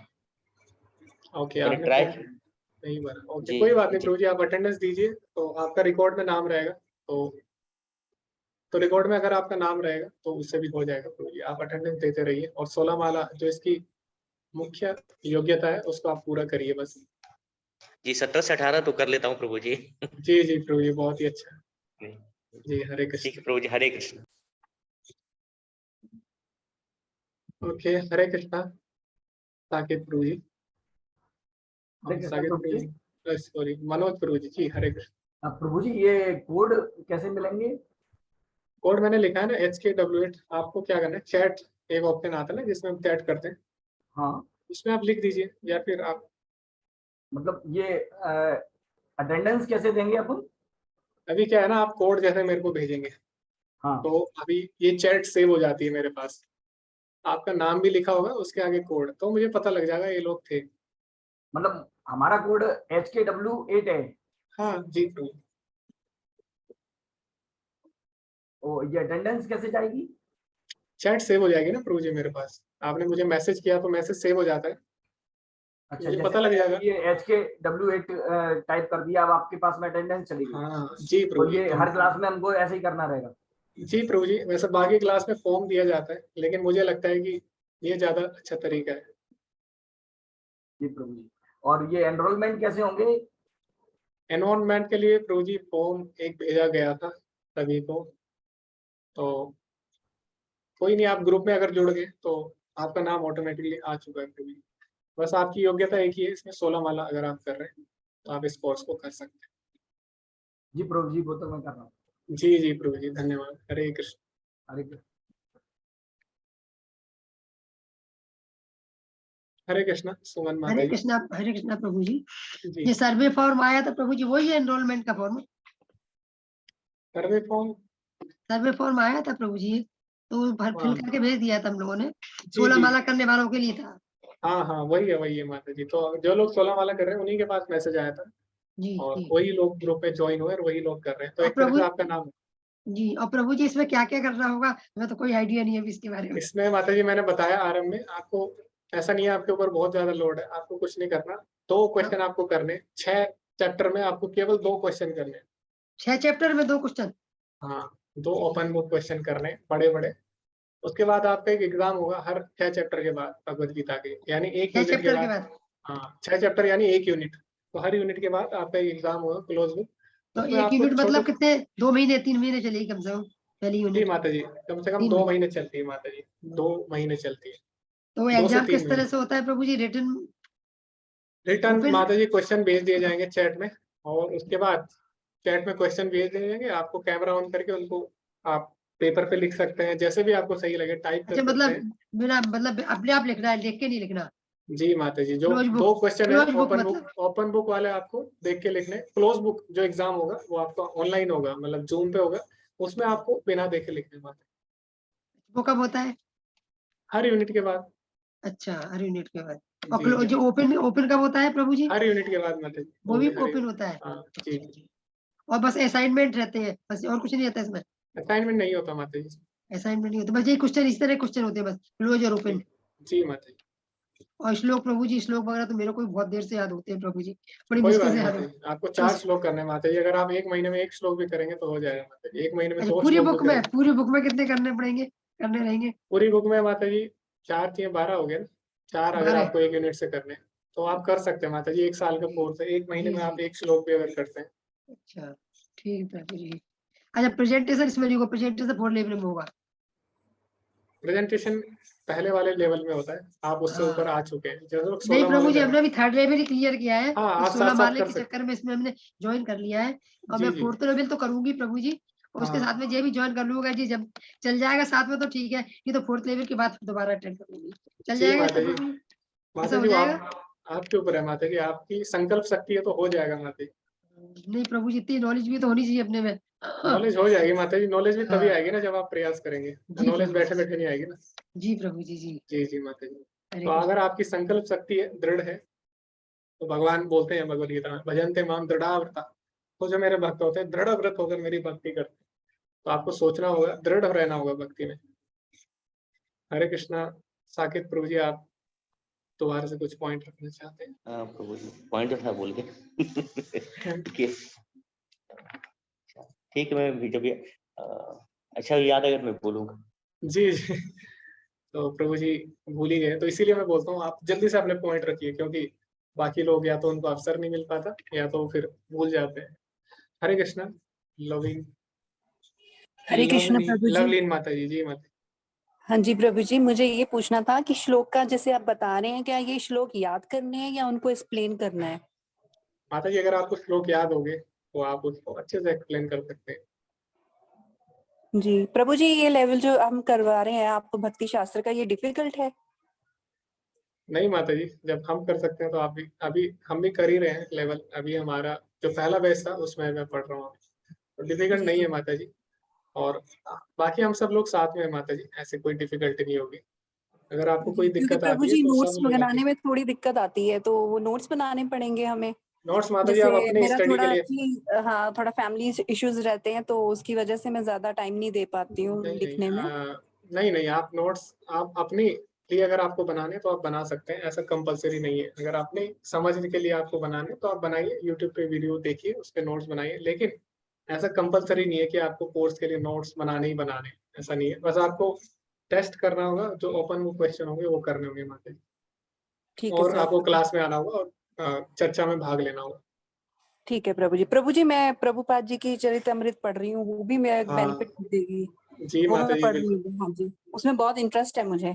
जी जी माता जी, बहुत ही अच्छा लगा, और बहुत ही अच्छी बुक है माता जी, बहुत ही हाँ विस्तार जी, से उसमें बहुत समझाया गया है। मोटिवेशनल है उनका, और प्रभुपाद जी के मतलब उनके उस हिसाब से चलना चाहिए, भक्ति का बहुत अच्छा बताया उन्होंने, जी माता जी, जी कैसे आप उन्होंने पढ़िए। स्ट्रगल किया, कैसे वो सारा बहुत अच्छा लगा मुझे।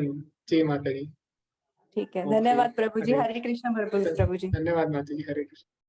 तो प्रभुपाद लीलामृत जो बुक है, उनके जो डिसाइपल थे, यानी जो उनके शिष्य लोग हैं, उन्होंने लिखी है, उसमें बताया गया है प्रभुपाद जी के संघर्ष के बारे में। हरे कृष्णा। मनोज प्रभु जी। प्रभु जी, मैं आपका परिचय जानना चाहता हूँ। हाँ जी प्रभु जी, तो क्षमा करें मैंने बताया नहीं। तो मेरा नाम अंकित है, और मैं एक स्टूडेंट हूँ, छात्र हूँ, मैं आईआईटी कानपुर से पीएचडी कर रहा हूँ अभी। और मैं भी आप ही की तरह भगवत गीता 18 डेज कोर्स से जुड़ा हूँ। और जब पैंडेमिक चल रहा था, कोरोना वायरस का प्रकोप था, तो उस समय सभी कॉलेज बंद हो गए थे। उस समय हम लगभग खाली थे सभी लोग, तो उस समय बहुत लोगों ने कोर्स किया भगवत गीता का। उस समय इतने लोग होते थे कि जो जूम मीटिंग था, जूम जो हमारा जूम है वो फुल हो जाता था, तो उसमें पहले 100 लोगों की लिमिट थी जब शुरू में प्रभु जी ने स्टार्ट किया, तो 100 लोग थी, फुल हो गया। फिर उसके बाद प्रभु जी ने 500 लिमिट की उसकी, वो भी फुल हो जाता था। उसके बाद प्रभु जी ने लिमिट 1000 कर दी जूम की।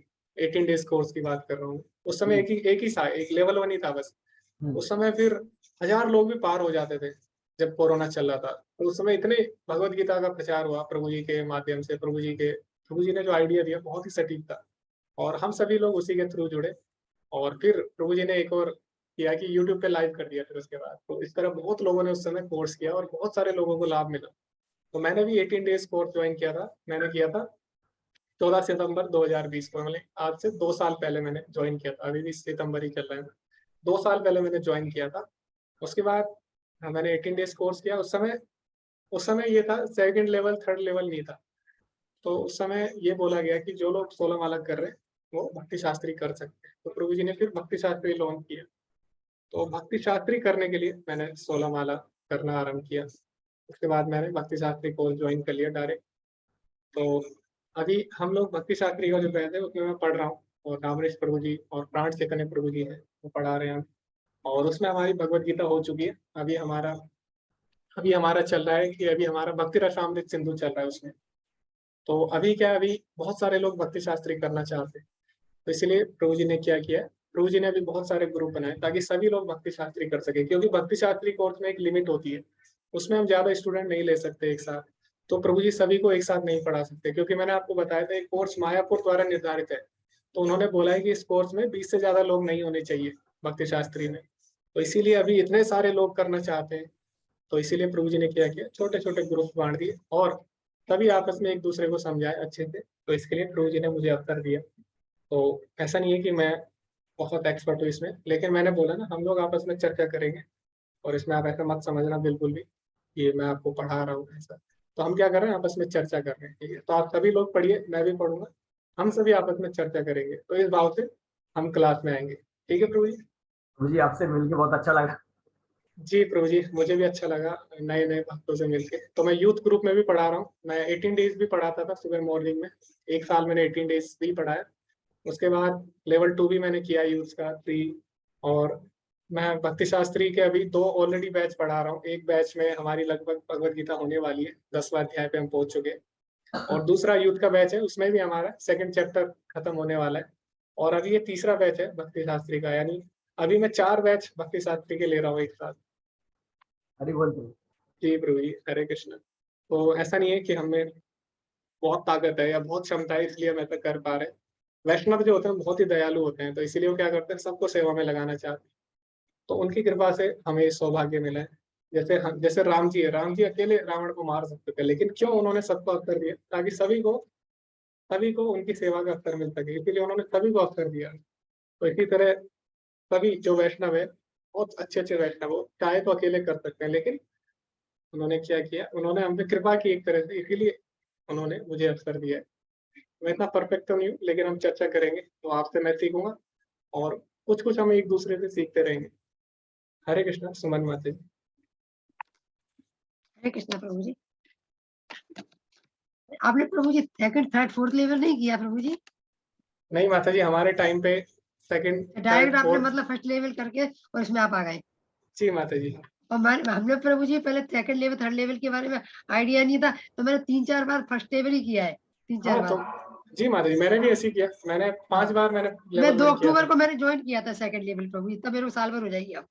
जी माता जी, तो इसमें ऐसे ही होता है, इस पे एक बार अगर हम जुड़ जाते हैं तो हम बार बार सुनते हैं। भगवान की कथा ही ऐसी है, भगवान के बारे में जब हम सुनते हैं उतना ही आनंद आता है। जी माता जी। हरे कृष्ण। जी माता जी, आप म्यूट हो गए। हरे कृष्ण माता जी, अनम्यूट करिए। जी, आप तीनों लेवल आप ही ले रहे हैं प्रभु जी, तीनों टाइम भक्ति शास्त्री के? हाँ, पहले मैं बाकी लेवल पे लेता था, लेकिन अभी प्रभु जी ने बोला कि क्योंकि भक्ति शास्त्री कोर्स ज्यादा इम्पोर्टेंट है और उसमें तो 6 बजे बहुत वाला सारे भी लोग आप ही करने ले वाले रहे हैं। हैं, 7 बजे वाला भी, आप 8 बजे वाला भी?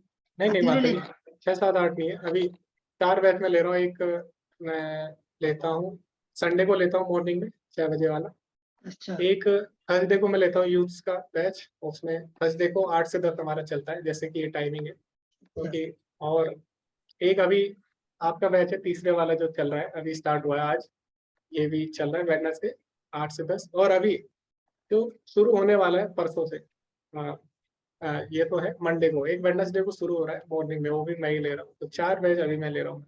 7 PM वाला, सुबह वाला माता जी 6 AM वाला। 7 PM वाला कौन ले रहा है प्रभु जी? उसका माता जी मुझे आइडिया नहीं है, उसका शायद माता जी ले रही है। प्रभु जी अपन वृंदावन में हम आपके ग्रुप में ही शामिल थे, मैं तभी आपसे मिले थे। ओके जी माता जी। जी, तभी आपसे मुलाकात हुई, तभी आपने बताया था कि मैं IIT कानपुर से इंजीनियरिंग कर रहा हूँ। जी माता जी, तो अभी इसमें क्योंकि फोटो नहीं दिख रही है किसी की, तो इसलिए मैं पहचान नहीं पाया इसमें माता जी। अभी हम मैं देख नहीं पहचान पा नहीं रहे थी ना। आपको, इसीलिए मैं आपके साथ में ज्वाइन थी था उस समय ग्रुप में। जी माता जी, अच्छा लगा आपसे दोबारा मिलके। बहुत अच्छा लगा प्रभु आप जी आपसे मिलके, जी अच्छा लगा। माता जी, धन्यवाद। धन्यवाद प्रभु जी। ओके, तो किसी का कोई प्रश्न है आप पूछ सकते हैं, अपना अनुभव कोई बताना चाहे, क्योंकि भक्ति शास्त्री में हमारे पास समय कम है, आप पूरी चर्चा कर सकते हैं, तो लेवल 1 की तरह नहीं है। ओके, तो शायद किसी का कोई प्रश्न नहीं है, अभी समय भी हो चुका है, शायद समय की भी पाबंदी है, तो इसलिए शायद ठीक।